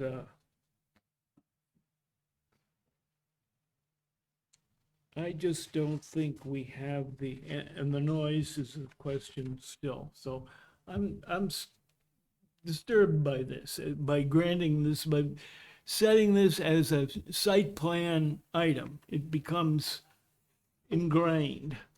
It doesn't expire, even if as far as I can tell, even if the school board letter expires, this site plan won't expire. The site Incorrect. plan, No, it They would, would, you would, if I don't have a letter from the school district, they have to come back here for compliance hearing and go through the process with you again. Yeah. That's my recommended condition, is if we don't have a letter from the school district that indicates permanent, then they have to come back when that expires. If I don't get a letter that says it's permanent. So they'd be good for this year. Or if they give me something that says they're good for next year, then they'll be good for the following year. right But now there it's still just needs this to year. be something in place in order, if you were to grant conditional approval tonight, as presented in the memo, A, they're not gonna be able to do anything until they get the variance for the trailers anyway, because that's a precedent condition of approval. And they're not going to be able to do anything beyond this initial 6 before September of this year without an updated letter from the school district. okay, I guess those are my issues. Understood. Okay. Barbara, did you have other comments that you want to make? Lynn? Maureen? Paul? I continue to support this, and I think the regulatory approach is fine with me. I know that it isn't our role to weigh in on the ZBA's choice of whether to grant those variances or not, but certainly from a planning board standpoint, nothing that you've got proposed there means anything to the wetlands. And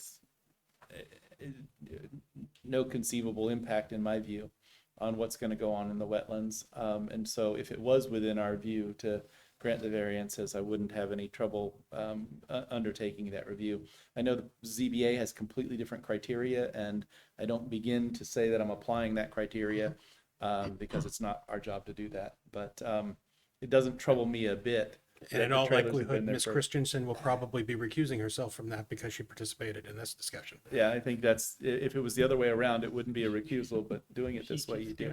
And even with respect to the parking, I'm not so obsessed with the parking that I think that you would reverse your, I wouldn't reverse my decision if there was no letter from the school district or if it was expired.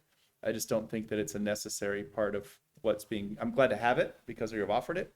And if that's part of the motion for the board to make that a condition, don't oppose that. I think setting up, the idea of compliance hearings is something I've got mixed feelings about because I think that sort of requires that the department enforce those things and stand up. And I just don't have confidence that that'll always be the case. But I don't. It's Tim's department. If he says he'll do it, I'll take him at face value with that. I think the proposal itself is a good one, and it doesn't contradict any planning. My intent with the wording of the condition I've proposed is so that it does not come back here for compliance hearing. That we have something either permanent or yearly filed with my department that prevents them from having to come back. Good. Okay. Are there any abutters or citizens who wish to weigh in on the project? We've already accepted this a long time ago, January or something, right? It's been accepted and the waiver of full site plan has already been granted. Okay, yeah. Abutters, going once, twice? Anybody interested? Okay. No abutters. Close the public hearing. Board members, whatever you wish to do, it's the appropriate time to either discuss it or propose it. Barbara, I'd like to make a motion, Mr. Chairman. yes, please. Move that we grant waiver of full site plan review and the recommended conditions of approval, including the updated letter of approval from the school district.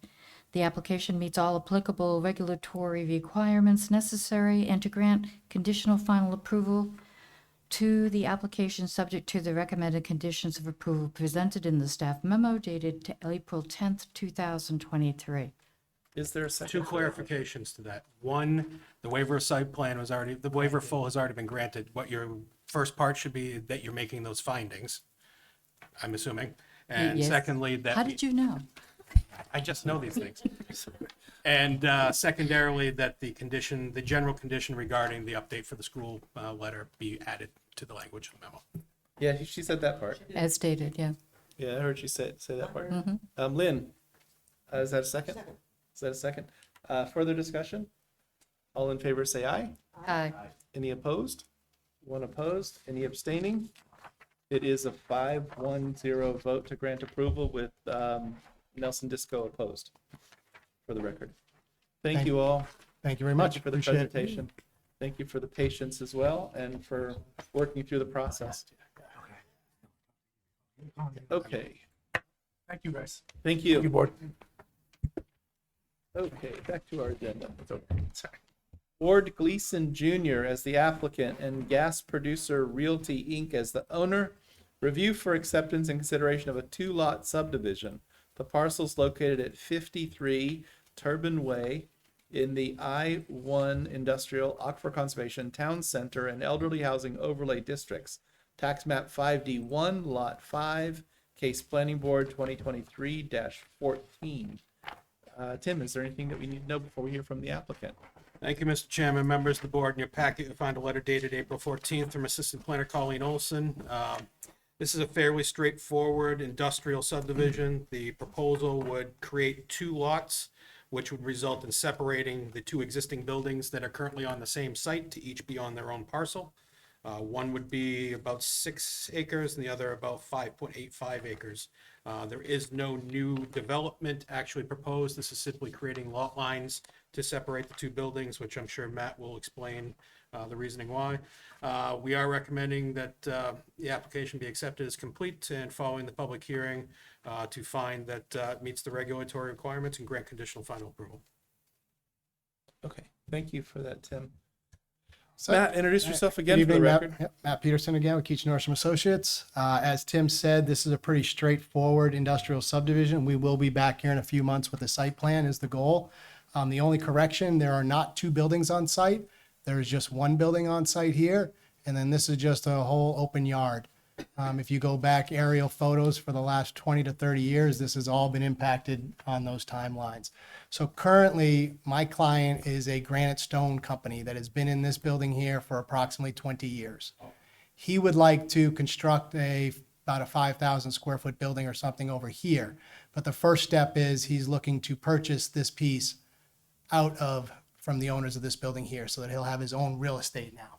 So again, it's a Merrimack client, tenant that's been operating in Merrimack for 20 years. And this is just to cut this into two parcels. Tim said it, we did a full existing additions plan. Again, we're gonna be looking to come back with site plan, that's why. So we flagged all the wetlands, picked up the topo. This thing has easements up the yin yang across it from water and sewer and everything else you can imagine from the railroad, having a laydown yard at the end here that they're still allowed to potentially use, I guess.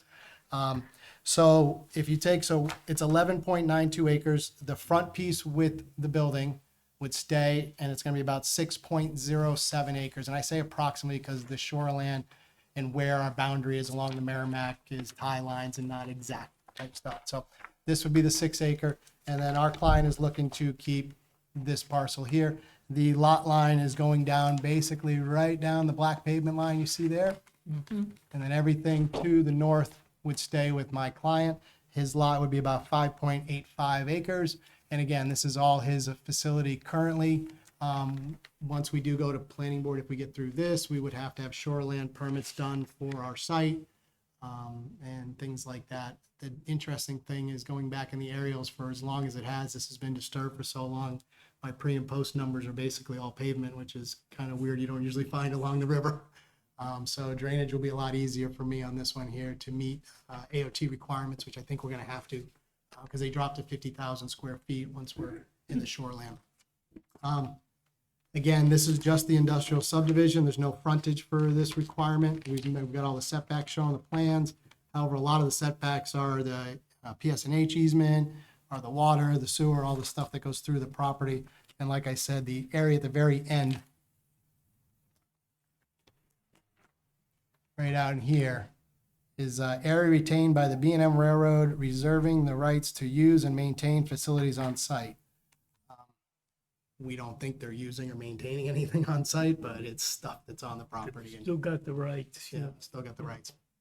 So, that's all I got. I'm sorry, I'm not feeling great tonight, so I'm gonna keep it short and answer any questions you got. Thank Well, you. I hope you feel better, and let's see where the discussion goes. Maybe we'll get you out of here in a bit. Nelson? Okay, without meaning to keep Matt up past too late, I wanted to know the access to the sites. Would you show us those, Matt, to both sites? And the lot that's nearest the railroad crossing has got to have an easement passed to the other lot, right? Yes, we will have, oh, that's a good point. I didn't put those on here, did I? I do need to do some cross easements to allow. So right now, the road comes down. Once you cross the railroad tracks over here, Yeah. you come down the pavement here, all very nice, comes into the site here, would access through to here, to any building that I put here, and obviously would come back out that direction there. So we just have one access point coming down from this point here, Yeah. All off of Turbine Way. all off of Turbine Way. Which is Turbine Way? Is it Turbine Way on this side of the tracks or on the other side? No, the neighborhood. Fairly undefined. Yeah, but it's mainly on the river side of the tracks. Correct. And then it's right Ave on the other side, correct? Yes. Can you show me Turbine Way? on I just was looking, so I don't have that, but right here, it says Turbine Way, so that's the end of it, kind of, and then it Yeah. goes back to the railroad crossing. So it's basically just along the railroad crossing until you get to the crossing. I don't know when it turns into right, if it's right at the railroad tracks or not, but there's a right Ave sign up there on that side, so. I think it's everything on the other side of the railroad tracks personally. Is it all private, Turbine Way? Yes. Okay. So, And as a reminder to the board, there is no frontage requirement for the industrial district. yeah, good thing. We'd be in big Getting trouble. variance. But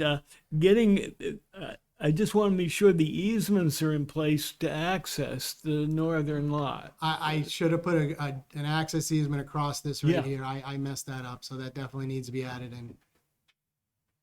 Okay, that was my, Yep, no, My I one can't let him issue be with this, isolated without yeah. access to his property. That would, Yeah. I don't think a bank would be happy with me on that. That would be covered by proposed condition number 4 about any additional applicable legal documents. Okay. well, I wanted it to be cited. I wanted it to be Mhm. part of the record or part of. Yeah, put it on the plan. Yep. Is Turbine Way, if it's a private way, does the holder of this lot, does your client have an easement to use it now? I don't have that answer. Okay. If it's somehow My guess become a is that prescriptive- reference plan 8, which was an easement plan for the town of Merrimack over land of Double D Holding, tax map avenue, so there's probably some stuff already set up. I'll and they call it Right Ave, the subdivision plan there. So yeah, I would say turbines, everything on the other side of the railroad. Okay. No. Yeah, I just remembered Nelson. something. I just remembered, I went down there to get a look and I ran into a fence because Jones Chemical has that road fenced off. You're on the wrong side. I was gonna say, I didn't hit a fence.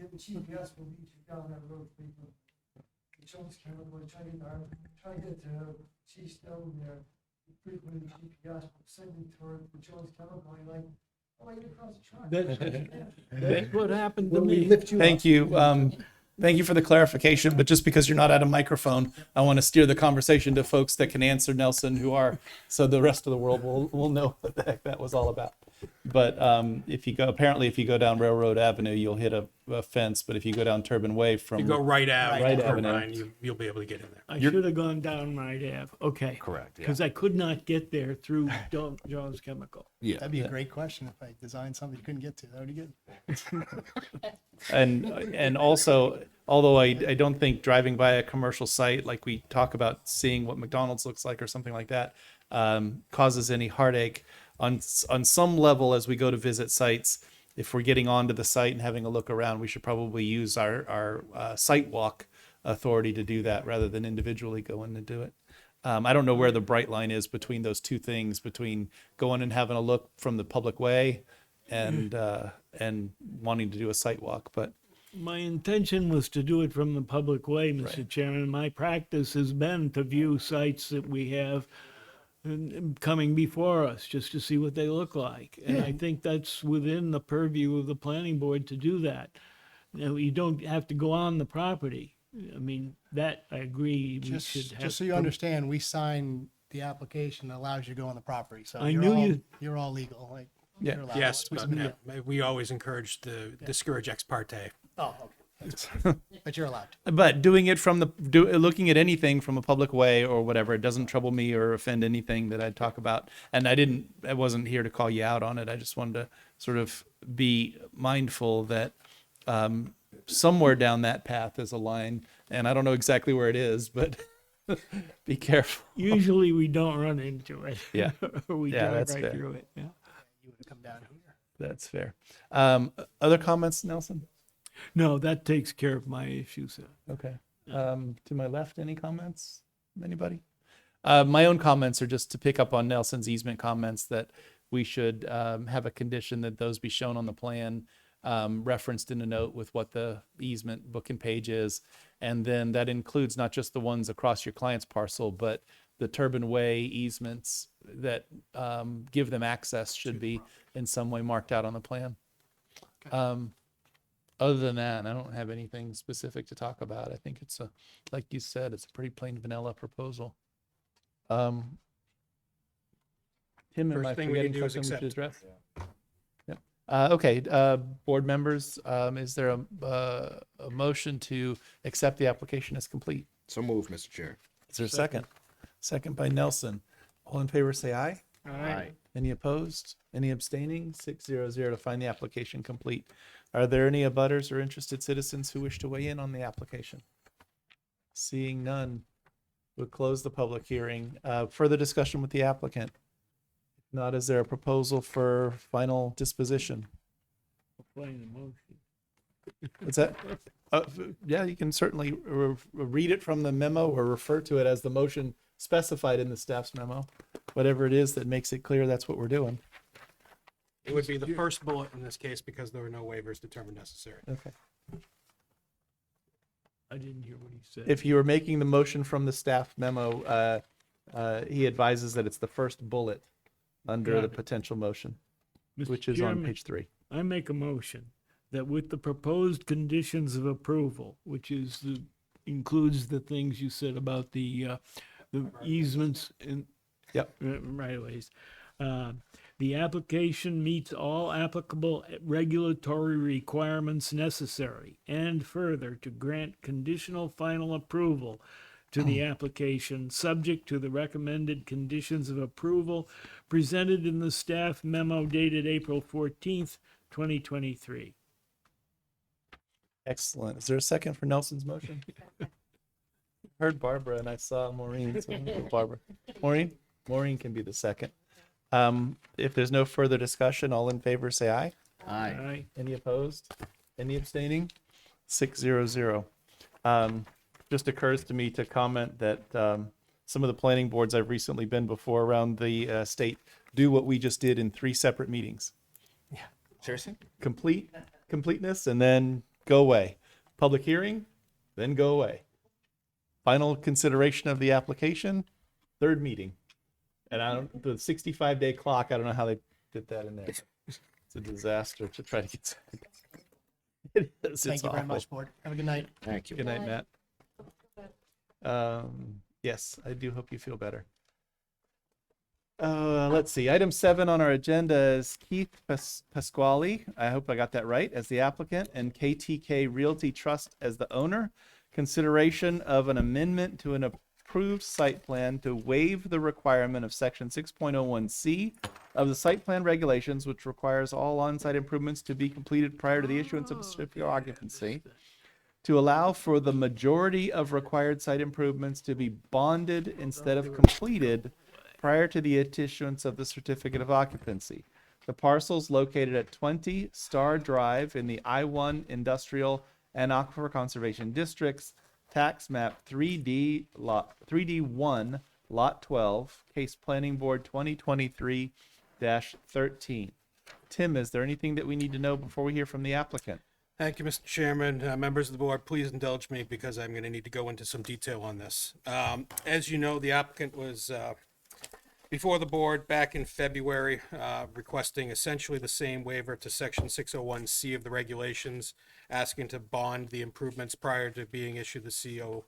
At that point, following discussion with the board, they ultimately withdrew that request. The updated request that was submitted recently asked for permission to, quote, bond off-site improvements for the purposes of obtaining of CO per section 16C of the zoning ordinance. The applicant's request for the zoning ordinance cannot be processed by the planning board. This is the section of the ordinance that allows bonding of off-site improvements for the purposes of obtaining a building permit, not for a certificate of occupancy. Waivers or variance from that would have to come from the zoning board of adjustment. The planning board does not have jurisdiction to take any action on that request whatsoever. Because of that, we noticed this as a request for waiver of section 601C, which is essentially the identical requirement that was here before. Again, we note that not all of the improvements are off-site improvements. They are primarily on-site improvements that happen to require connection to the sewer through the off-site railroad or associated with the reshaping of the driveway access at the right-of-way for Star Drive. Again, they would need a variance from the ZBA in order to regain relief to be allowed for occupancy prior to or with bonding of off-site. And this request is essentially mimicking what was before the board. Staff remains adamantly opposed to setting this precedent of allowing for bonding for improvements prior to occupancy. Additionally, given the time of year, there is no longer a weather prevention making it necessary to have any bonding for improvements. The weather conditions now allow for construction to take place. We adamantly request that the board deny for the following reasons: that the planning board lacks the authority to allow off-site improvements to be bonded for purposes of certificate of occupancy. The board only has authority under the zoning ordinance to allow bonding of off-site improvements for building permits that can be attained to allow construction to commence. Secondly, that the requested waiver to allow occupancy prior to the required improvements is contrary to the spirit and intent of the ordinance, which is to ensure that site functions properly in all aspects, drainage, traffic, and landscaping, prior to the use being allowed to operate. Third, that allowing bonding for all required improvements would set a dangerous precedent set by the board that would render the regulatory requirements of site plans irrelevant for other projects seeking to forego construction of improvements prior to occupancy. And lastly, that allowing occupancy without required improvements being completed would result in a situation where the town's ability to compel compliance is significantly diminished, as the occupancy permitting process is a key part of our municipal government ability to ensure compliance with regulatory requirements and site plan improvement requirements. For those reasons, I humbly request that the board deny the request that's before you tonight. Thank you, Tim, for the introduction. I'd offer one comment, and I just want to throw it out there and see. I think when the planning and zoning administrator makes a determination of what can be agended for us, you probably don't even need to put the rest of that before us. I think at that point, the applicant would appeal that to the ZBA if they disagreed with it, but whatever. But once there's a determination that we don't have authority over it, we don't necessarily have to re-bless The reason that for why you. we brought it forth is because we still think there's a mixed characterization of what off-site improvements are and what the applicant is asking for. They're essentially on-site, which the board does have jurisdiction over. Yeah, very good. But in terms of the way that you rephrased it, I think is certainly, to and on, I don't have any qualms with, and frankly, I don't really have any qualms with one either. But it could have gone down that path too, I think. With that in mind, tell us why we should not do what he says. I'd be more than happy to. Okay. Mr. Chairman, members of the board, my name is David Moran. I'm a consultant in real estate. I've been working on this project now for almost 2 years, and that was the first time I appeared before this board. I appeared here last, as Tim said, in February with a similar request. Okay, and if you remember, I withdrew that request because of a misunderstanding I had with the regulations, in that it was geared towards landscaping. Obviously, landscaping understates the scope of the work that we need to perform. So, at that time, I was hoping that we would start making progress with the railroad. Okay, and I'll get into that in a moment. Well, I can tell you right now that has not happened yet.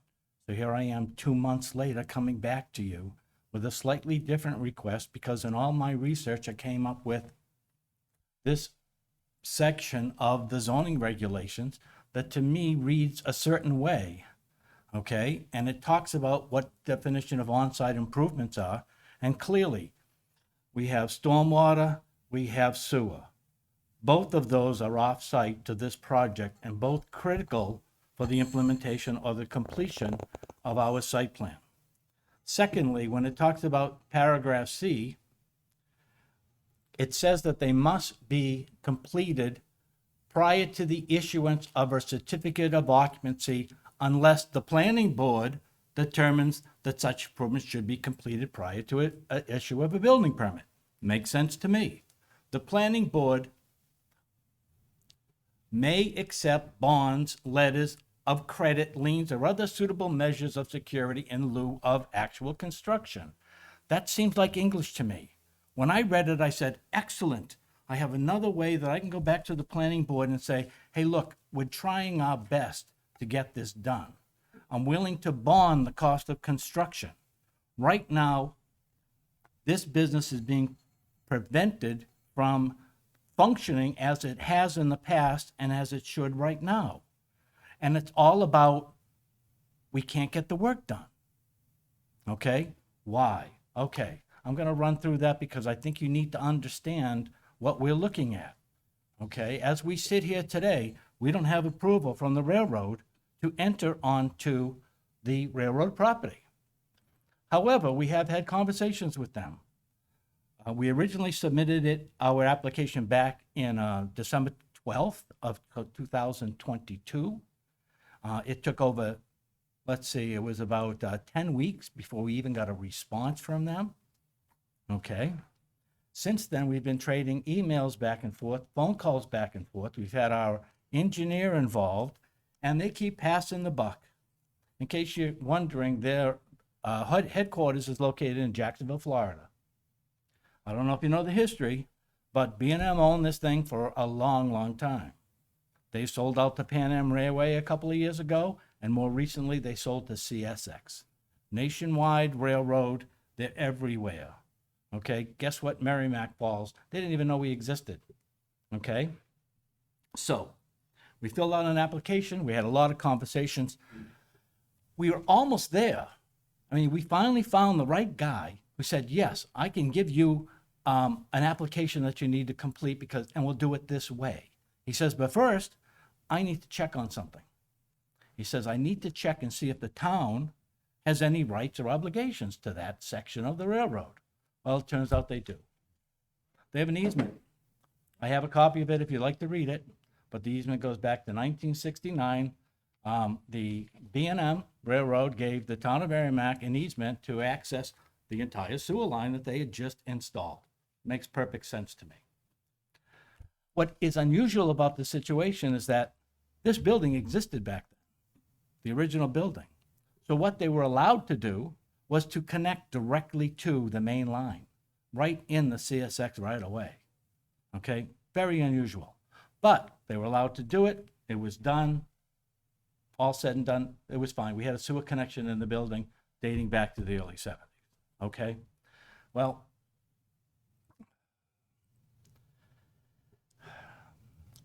couple of things. I'm going to go to the original site plan. Let's see if I can get this to come up completely so I can speak to it.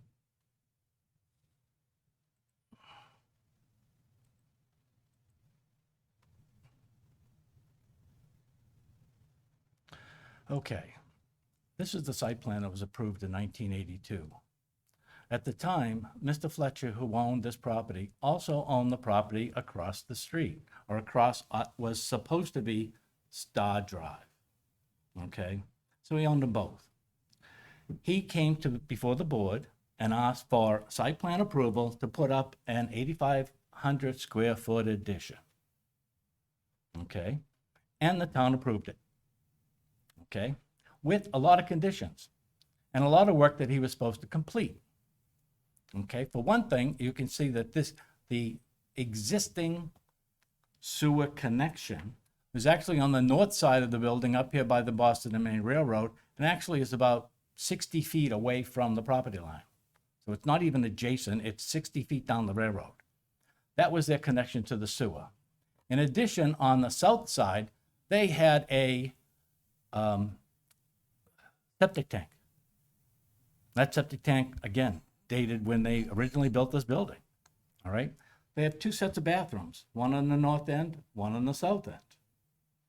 When we looked to purchase this building back in 2021, we did our inspections. We found that the northern connection to the sewer was actually broken right at the building, and the 4-inch pipe was full of sand. So it obviously was not functional, okay? But again, according to this plan, this building was supposed to be connected to the sewer back in 1982. In addition, they were supposed to construct a swale to carry their whatever groundwater was coming off the building or rainwater was coming off the building down to near the railroad tracks and then across what was then a discontinued Star Drive. Okay? So that's the way it was planned. What was done? Well, the building was built. Okay? And that was about it. Oh, yes. He moved the turnaround from that property to property owned across the street. Both of those plans were submitted to the planning board and both were approved. I have copies of the minute if you'd like me to read them, but I'd be more than happy to. So the planning board approved both plans, and Mr.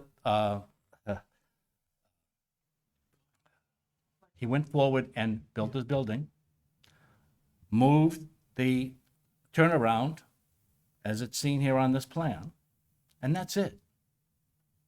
He never connected the sewer line. He never built the swale. Okay? Never got checked on. No one ever looked at it. And that was 40 years ago, 1982. So here we are, 40 years later.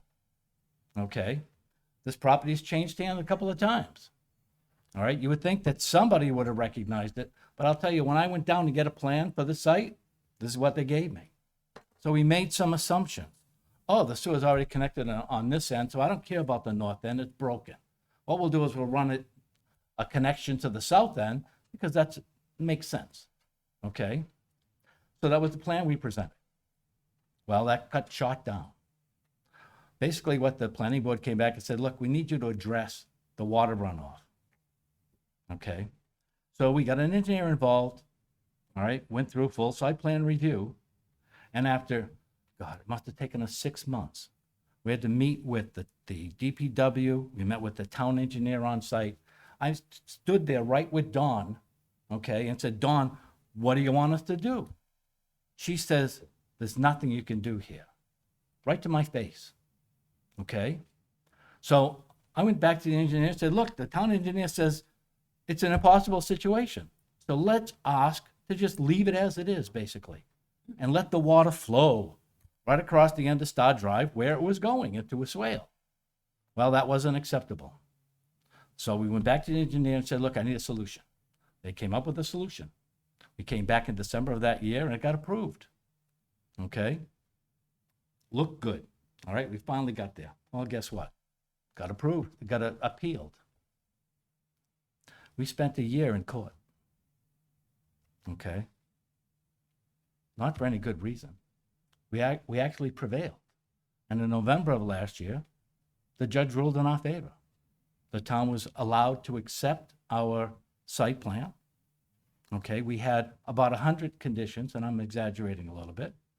All of those were worked out between the town staff, the DPW, the town engineer, and the planning board staff to come up with a site plan that was finally accepted by this board back in, was it December or January? Tim will tell us.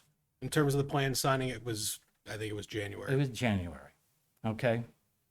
That was just the administrative process of signing the plan because That's correct. It was just because the administrative precedent process, conditions because, have been met. like, literally, we had a few minor changes that had to be documented on the plan.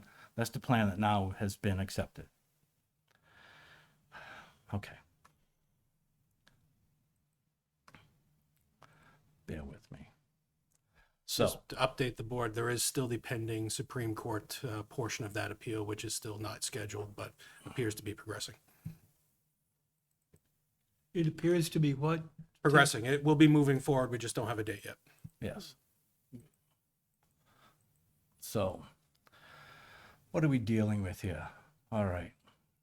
So our thought was, hey, let's just complete the sewer as it was originally intended in 1982. Right across Star Drive. That portion of Star Drive is still gravel. Seemed like a no-brainer.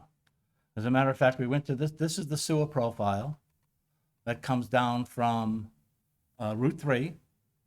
And if you look at on the left, that's basically the slope. So you can see that there's that huge slope at the top. Then it flattens out a bit. And then you get down to where Star Drive is, and it drops off about 5 feet. You can see on this plan, let's see if I can make it a little bit bigger. I don't know why it doesn't like this. But anyways, probably the software here.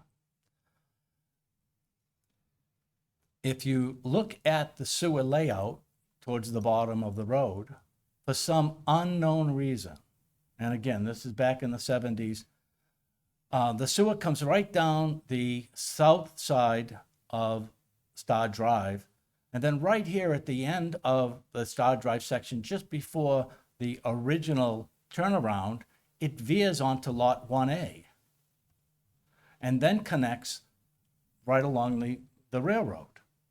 So the town has an easement here, 10 foot on either side of the plan, so that they can fix it if there's ever a problem. In addition, if you look on the left side, you can see that they put in nodes for connection. All right, so they're actually just south of this. There's a node right here that 20 Star Drive was supposed to connect to in 1982. In our conversations with the sewer department, they put a scope down there and they confirmed that that node was there. All right. Now, looking at it, you see that Star Drive almost is inside of that easement area. All right. So we went to the town and said, hey, look, you got an easement. It's right along the road. Why don't we just connect? Well, it turns out that this easement is only for the town access and not for anyone else to connect to the sewer line. Okay? As the abutter pointed out, they had already appealed our original waiver of site plan and subsequent site plan approval. They were not inclined to give us access that 10 last feet so we could connect here. That's neighborly for you. I'll leave it at that. So we couldn't connect here. What's our next resource? Well, we had an old connection up on the north side which was disconnected. So I hired a company to come down and scope it out with a camera. After digging out about 4 feet of sand, we finally got a camera in there and it turned into, there were root balls all the way in the pipe. So it had been compromised. And basically what happened is one winter, not sure which one, that water backed up because of the root ball and it froze the pipe coming from the building into the underground. Burst it. Tenant didn't care. They still had a bathroom on the other side of the building. No one did anything about it. Nobody reported it. We found it during our due diligence investigation. Okay. Once we determined we couldn't connect to the south side because the abutter wouldn't allow us access, I got a company up there to say, hey, can you fix this? Well, guess what? There is such a thing as pipeliners. They came up with a machine, pretty slick. It was a router. They ran it right through that pipe and determined exactly where the break was. Turns out that the break is right at the connection with the 27-inch interceptor. So it's at the very end of the pipe. You can imagine this big pipe, little pipe coming in the top, broke right at the connection. Roots grew in and up into the small pipe, causing it to back up and fail. Okay, simple fix, really simple fix. My site contractor says he can do it in about 2 hours. All right, however, it's on railroad property. I got to get permission. So talking with the sewer department, they said, hey, they gave us a contact. Here, call this guy, go on this portal, fill out an application. That's what we did last December. He said it could take 30 to 90 days. Well, like I said, it took over 4 months for them even to acknowledge that they received our application. Going back and forth, we worked through probably about 6 people at CSX before we finally found someone who said, yeah, this is my responsibility. I'll see what I can do. Well, it took several weeks. He finally, like I said, came up to a point and said, hey, I got to check and see if there's anything else already in place. Well, he found something. Actually, I found something. All right. I went on the registry website and I found the original easement from 1969 that gives the town the right to go in and make any repairs necessary. All right. So thank you very much, Sewer Department, for just throwing it in our lap, even though you had the resource to be able to do it. Okay. So here we are. We have to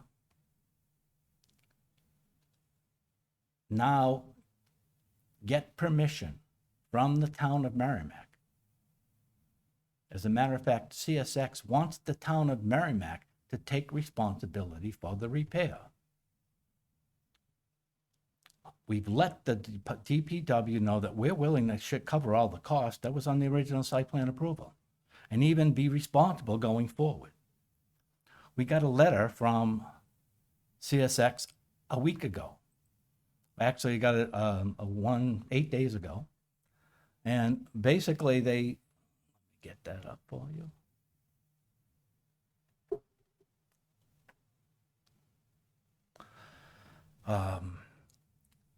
The letter was addressed from CSX to the town of Merrimack, the DPW, Don Tomola, Tomola, whatever the name is. And they were looking for the town of Merrimack to give us authorization to go in and use their easement to make this repair. I know a week is not a lot of time, but basically what's happened over the last week is that Dawn decided on Tuesday that she would kick this up, that it wasn't her purview. She kicked it up to the town manager and the town attorney. All well and good. We haven't heard from anyone. I don't know if, Tim, if you can enlighten us. That's where we are. We are awaiting town attorney to make recommendations because the town has significant liability concerns. I don't know what those liability concerns are, but here we are a week later, and now I can't even get the town attorney, would not return calls from our attorney, has not yet corresponded with him, even though he's made several attempts. Dawn is refusing calls now from the owner, okay? So we're between a rock and a hard place. We can't move forward in the town until the town gives us permission to go forward or tell us what the conditions of moving forward will be. And in the response from CSX, they say, once you tell us or sign this application, all right, it's going to be at least 30 days before you can begin. Okay, because that's how the railway rolls. So here we are, stuck between a rock and a hard place. Now it's 4 months later. I really meant 2 months ago, I thought we were done. Okay, we waived that application for a waiver because I said I was optimistic that within that time frame, we would hear something from the railroad and be able to move forward. Okay? Didn't happen. Not only that, they threw it back in the town's lap, and now we're waiting for an attorney to decide the fate or the timing of when this is going to be done. Guess where this probably is on his list of things that are important? Okay? We can't move forward. We have to do the sewer connection first because the installation of the swale requires us to take out the sewer, the septic tank. So we can't do one before the other. We can't leave the building without a connection. Okay? So we're dependent upon CSX, and now we're dependent upon the town. So again, I don't know what I can do. All I know is that it's costing the tenant thousands of dollars every month, tens of thousands of dollars in lost business. All right, so you're penalizing North Shore Trailer because KTK can't get them an occupancy permit. And it's not right. I'd be more than happy to go into more history about everything else, and I'm sure that the abutter is going to have something to say after I'm done. Okay? I would like you to ask the abutter, number one, why didn't he let us make a connection? And number two, what does he hope to gain by continually standing in our way to just get a simple change of use completed on this industrial property? I'm tired of hearing the reasons. We've gone to court. We fought the battles. We won the battles. And I'm still getting sand kicked in our face. So all I can ask you, and again, he says you can't do anything about it. I don't know who else to talk to. I really don't. Robert, this is my last resort. You know, can you recommend to the town manager and the town attorney that they approve this? Forget the liabilities. That's what insurance is for. All right? And this is a 4-hour job to fix a 4-inch pipe that will take no time at all and isn't going to be a liability for anyone. And not only, we got to get it inspected, the sewer department's going to be down there. It's not like we're going there willy-nilly, digging a hole and then covering it up before anyone sees it. Okay? This is all we want to do. We're willing, we have bond. I have money to get this done, as I indicated in this application. Our attorney's holding $21,000 that specifically is for this, with this contractor that we're hiring. I don't know what else to do. Can you help me? Board?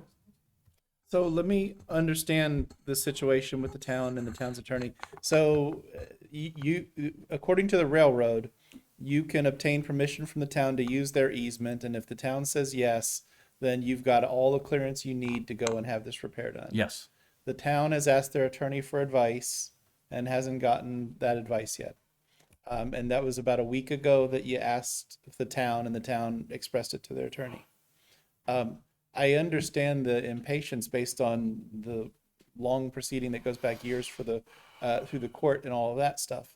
But a week's turnaround, or a 2-week, or even a 3-week turnaround for the town to ask for, get the advice back, have its own meeting, because the town only acts, the selectmen only act in a meeting. That isn't, there's been a long process here, but that step is not overdue. I mean, it's not. No, I'm concerned about what it took to get to this step. I mean, I'm concerned about the fact that the town was not aware that they had an easement and that they were dumping this in our lap when it was their responsibility. So Well- I'm concerned about the actions of members of the town staff in terms of providing no support, no information, no understanding whatsoever, of even giving false leading information. And again, I don't want to get into it, okay? But So the fact that the town has an easement doesn't make this the town's responsibility. I agree. We're willing to pay for it and take full responsibility and ensure all the work that's I going to know, be done. but you just said that you're upset that that it's the town's responsibility, and they, sent you to the railroad instead, or whatever it was that you're inferring. you And would think, Robert. Either way, I don't know that we could mediate that dispute, whatever No, whatever but you it would is. think that But- someone working for the town would be aware of what the real steps are to fix the sewer line. Thank God it's not an emergency.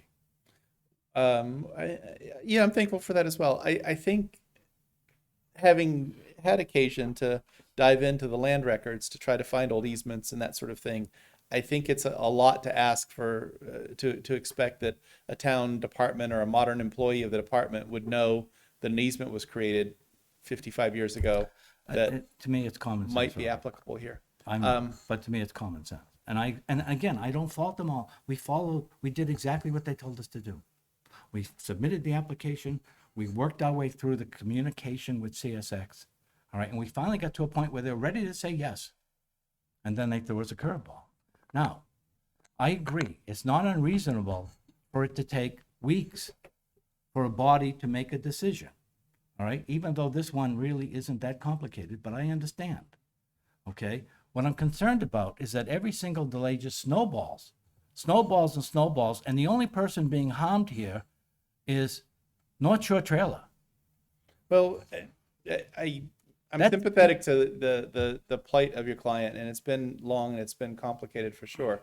But before you say that's the only one that's been harmed here, this board in 1982 issued an order to issued an approval with conditions, and as we sit here today, 54 years later, they're not done.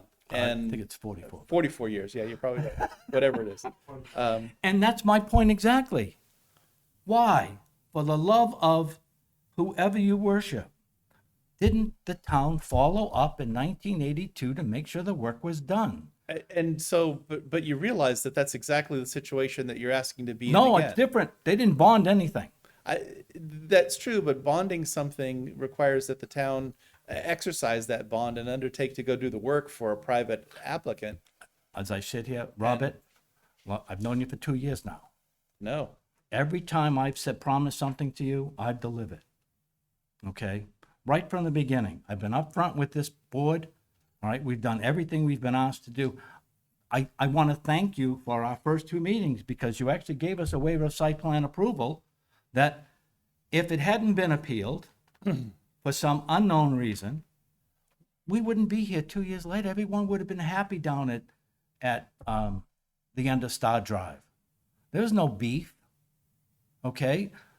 No, but Mr. Doty, we didn't care that he was using the turnaround. It didn't really matter to us. As a matter of fact, not for nothing. But back in 2010,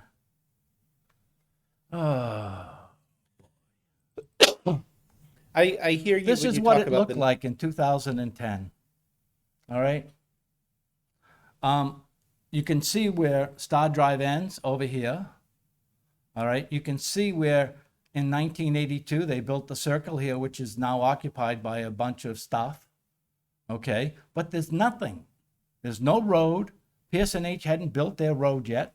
It's nice and flat, and everything just came down the street. And I'll tell you, a lot of water comes down that street with the elevation change, and just ends up at the railroad property and disperses.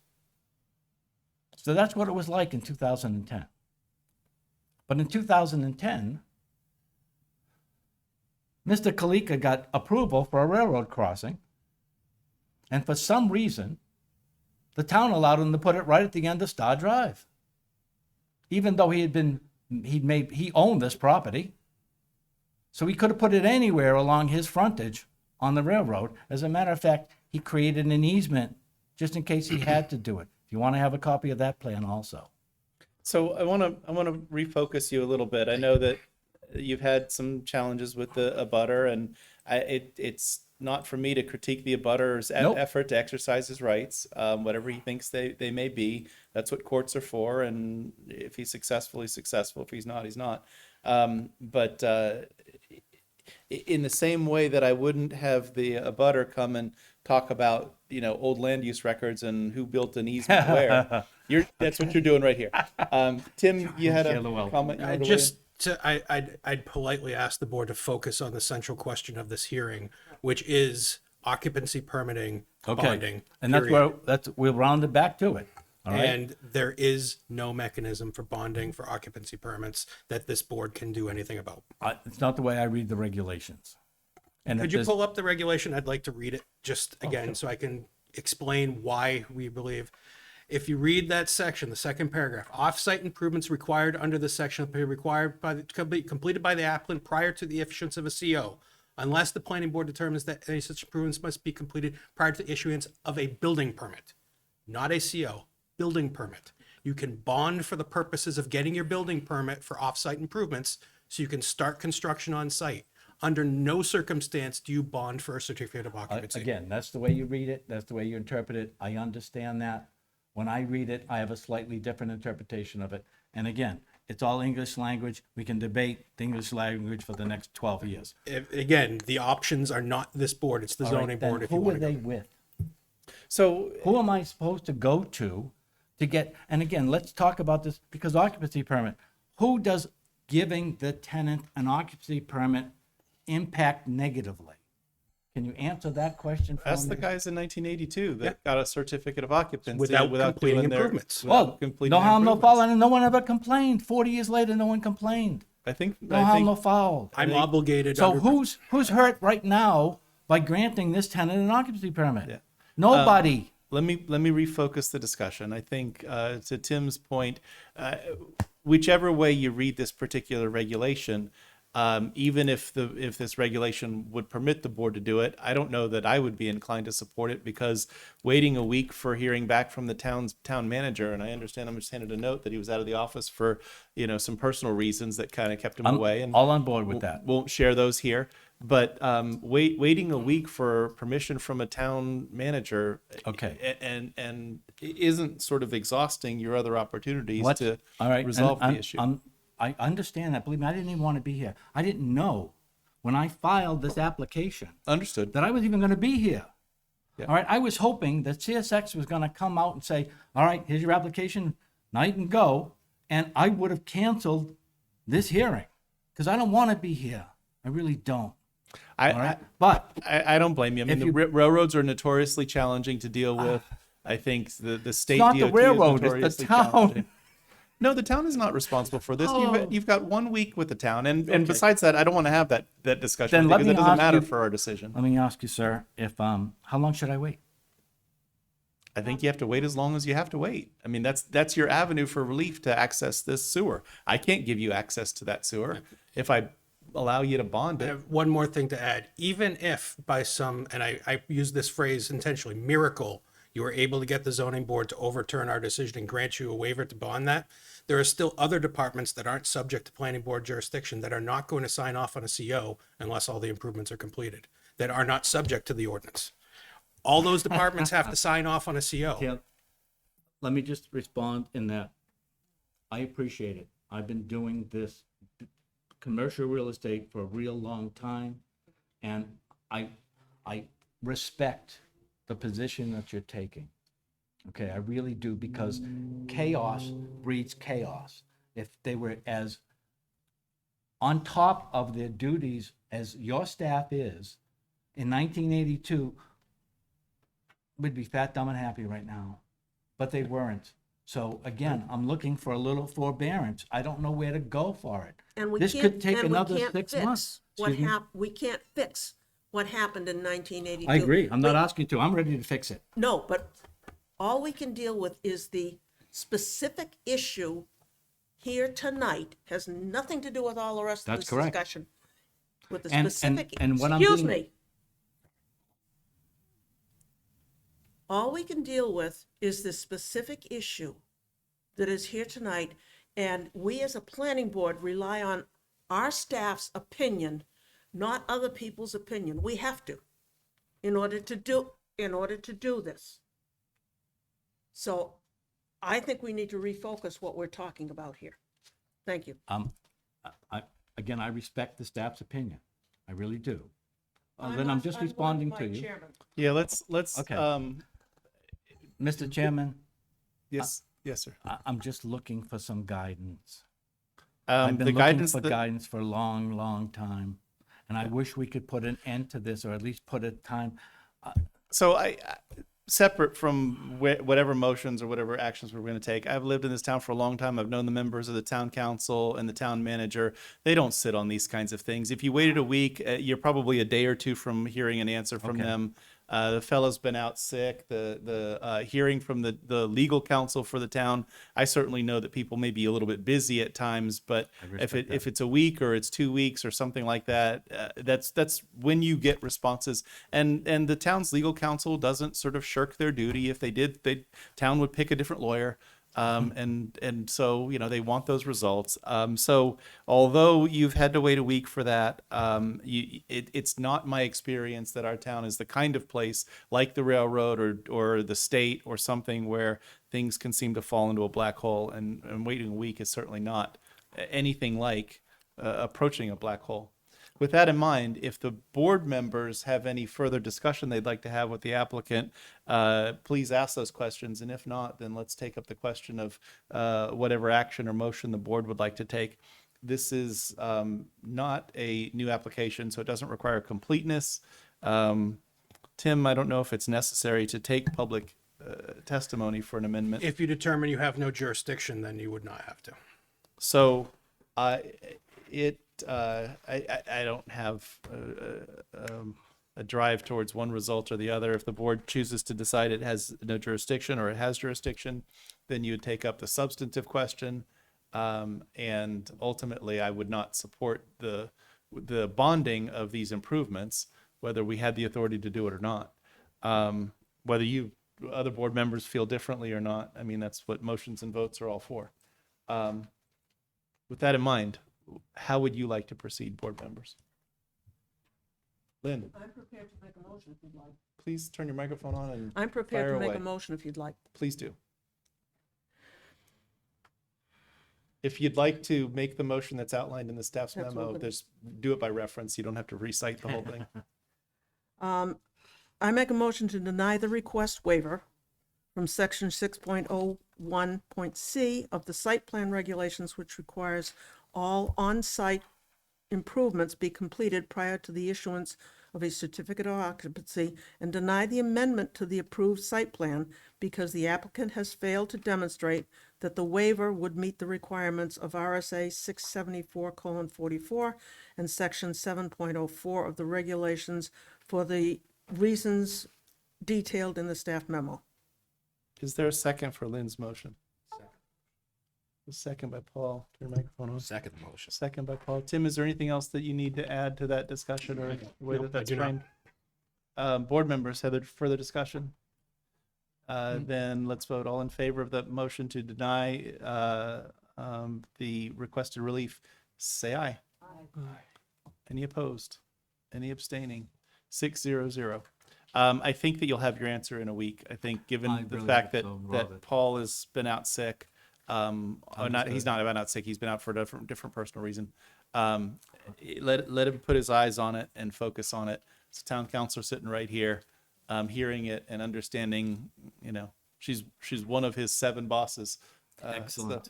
So- Again, I'm looking for action, and I've been stymied every turn, and I think you're really close. I think that you'll get it in very short order from the town selectmen. And I don't know what their specific liability concerns are, but whatever they are, they can be addressed. I can't get And into so- the attorney-client stuff, but because we're dealing with a 27-inch interceptor line that services the majority of town, it's a significant concern. even though it's a simple fix. I'll leave I it. understand. But anyways, thank you very much for hearing me out. I wish you could do more for our situation, but I certainly understand where you're coming from. And if everything goes according to our, hopefully everything moves forward, you'll never see me again. It hasn't been so awful as that. Thank you very much. Have a good evening. Thank you. Item 8 on our agenda is Planning and Zoning Administrator's Report and discussion possible action regarding other items of concern. Tim, you go first if you've got a Planning and Zoning Administrator's Report. Nothing of major importance. I did attend a meeting at NRPC with the folks from the state. Excuse me, can we take the conversation outside, please? Sorry. Thank you. Apologize. Go ahead, Tim. I did attend a meeting at NRPC with the folks from the state BEA regarding the Invest NH housing programs. The Anagnost Workforce Housing Project that the board approved 43 workforce units on means that we may be potentially available for a municipal per unit grant of $430,000, which could be used for anything. So I have obtained permission from the town manager to investigate and potentially seek that grant, which has the potential of many different uses, potentially using it for sidewalk seed money, master plan seed money, or even matching grant money for bridge work and other items. So if we're successful, we know that the project meets the state's criteria because Mr. Anagnost obtained money on the developer side of that program. So I think it's a matter of we need to actually issue the permits for the building permits, and then I think I can go through the process to get that moving. But that could be an additional $430,000 for the community. So it's the sole reason I went to that meeting, to see if I had to do it before or after the planning board process. So knowing that it's an option is, I was very encouraged to hear that. Excellent. Thank you for pursuing that, and I hope that it all works out. Please keep us informed along the way. Anything else that you'd like to report? I think that's it for tonight. Other members of the board with questions for staff or other items of concern to discuss? I just wanted to discuss the going to viewing properties, because I do the same thing. And if I've been doing it illegally, I want to know. So, no, I don't think that any of it is illegal. I think that when an applicant signs an application, they give permission for the board to enter upon the site. Typically, when there's some significant something going on the site, we meet as a board and decide to go do a site visit. That said, it's pretty normal for, I know Nelson, I know Alistair used to do it. Sometimes if I know there's a hot issue, you drive by a McDonald's and you see what their site looks like. And there's nothing that's offended by that. And frankly, McDonald's is open to the public, so you can go in and buy a hamburger and have a look around and do whatever you want. When you start to set foot on private property, past the public way, areas that are fenced and things like that, it's probably better to pause at that point and use the official process.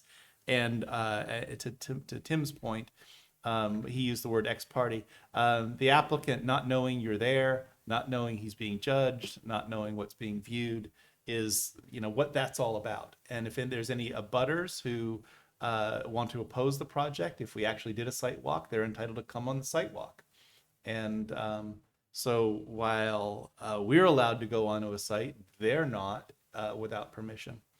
With all of that in mind, the other possibility is, and this isn't something that happened here in our town, but a neighboring town where a board member of one of the boards, I forget which one, showed up and told the applicant, I knocked on the door, I have a look around, I want to. And then when the board wanted to do a site visit, the applicant's like, well, you already did one. That guy and you create some confusion and some challenges when that happens. So that's kind of the interests that are all at play there. As far as where do you draw the line on what you do on your own versus what you would probably want the board to do, I tend to think, dashboard surveys, drive-bys, that sort of thing, going into a public business that's open is certainly fine. But if it's not sort of someplace that seems to be open to the public, I pause there. That's my Basically, guideline. yep, that's it. Stay in the public right away. If it's a business open to the public, you're fine. But otherwise, recommend that you don't go on unless it's part of an organized site walk with the planning board. And so my next question would be, how does an organized site visit start? So here at a meeting, when we're considering the application, somebody would say, hey, I think we need to go look at that, and let's have a site visit. And, if the board wanted to do a site visit, we'd vote on one. I don't think we've ever raised the idea without saying yes.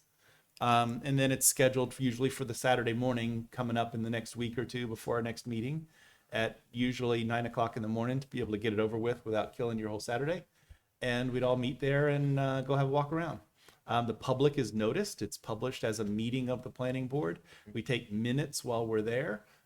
We do our best to avoid substantive discussion while we're there because it's out of the public's ears. And so we shouldn't be saying, hey, I see that and I'm against this project now because they're too close to the fish. Don't have that discussion in private. So one example, like with the outlet mall, that development at the bottom, which has got a new name, what's it called? Slate. It's Park Place to me. Park Place. They at one point we went to do a site walk and they had a balloon that was flying at the height of the corner of the building so you could see it. And the idea was everybody go out there and have a look and maybe take a picture with your phone or do whatever you want to do. But we're not going to sit here on the site and say, okay, that's the corner of the building and it's going to go 100 feet that way and straight down and that's too close. And that discussion would have been avoided with that. So that's what it looks like. But we come to our meeting here and say, hey, I think there's some reason why we should go have a look around. I've seen a lot of boards not have a reason to do it other than they felt like it. As an applicant, I hate that. Tell me what As you're a going staff there member, to see. I hate that. There really should be something that you feel like you've got to put eyes on in order to judge the distance to the wetlands or the height of the building or the impact on the neighbors or the way the traffic's going to flow The or one something. instance that made sense, and they happened a lot more in the late 90s and early 2000s, cell tower sites, doing the balloon fly, and doing photo sims, going to the site and seeing what it would look like from a height from different areas around the site. So those were very popular in the day. Yep, we tend to do them when there's wetlands. Wetlands seem to be one of our sensitive areas where we'll want to go have a look. And NeighborWorks, when they did that property, we did a site visit to that one, a site visit to the outlet mall. We did a site visit to Gilbert Crossing. We did a site visit to, what's the one at the south end, Chestnut Hill? That's Edgebrook, you mean? Edgebrook. We did do Chestnut Hill too, by the way, but and so sort of a major development where understanding what the neighbors are telling us or the applicants telling us sort of is aided by putting eyes on it. If it's something like some of the developments we've seen here today, would we know anything if we did a site visit to McDonald's that we didn't sort of already know? I don't think my friend wouldn't gain anything from that. But basically, it's really kind of a lot of deference to whichever planning board member thinks that we ought to go have a look, and we schedule one, and we go have a look. Like I said, I don't think we've ever brought up the subject and said, nah, let's don't do it. So, does that help? Very much. Tim, is there anything to add to that? Okay. Again, I don't think that there's anything illegal, even if you did, take a look around. But I'd say let's not give that impression to our applicants in the community that we're gonna show up unannounced and go romping around their yard, so to speak. Well, Mr. Chairman, you're talking about the planning board as a whole, I think. Yeah. And I think as an individual, I always felt free to go and have a look just to see, where is this car wash, and what does it look like now? And I have no compunctions about not going there. I mean, As long yeah, as you're you're all- in the public domain. Yeah, well, and it's. Yeah, or where an open business is, where they're, It's where an they're open invited the public business, to so be. I drive through and Absolutely. yeah, and I Um, don't feel I have to tell the whole board I'm going there, because I don't even know when I'm gonna be there, but. No, I agree with that. I don't have Yeah. any issue with that at Yeah. all. And one of the reasons why I might do that myself is if I'm curious about how close the nearest sidewalk is, Yeah. that's the best way to tell is go have a ride by. Right. And hunting that down or hearing from the applicant and it's 4 businesses down or something like that is not as easy an answer to understand. Yeah. But anyway, yeah, for being in the public way or in a business that's open to the public, I think is always Yeah. fine. Okay. Any other discussion or other items of concern? Excellent. Do we have some minutes to approve? Yeah. Do, Mr. Chair. Minutes of April 4th are moved to approve as distributed and seconded. Is there any discussion? All in favor, say aye. Aye. Any opposed? Any abstaining? 600 to approve those minutes. We are at the point of a motion to adjourn. So moved. A motion and a second to Seconded. adjourn. All in favor, say aye. Aye. Any opposed? Any abstaining? 600 to adjourn. Thank you all for the work tonight, and we'll see you in a few weeks. Don't forget to turn your microphone off.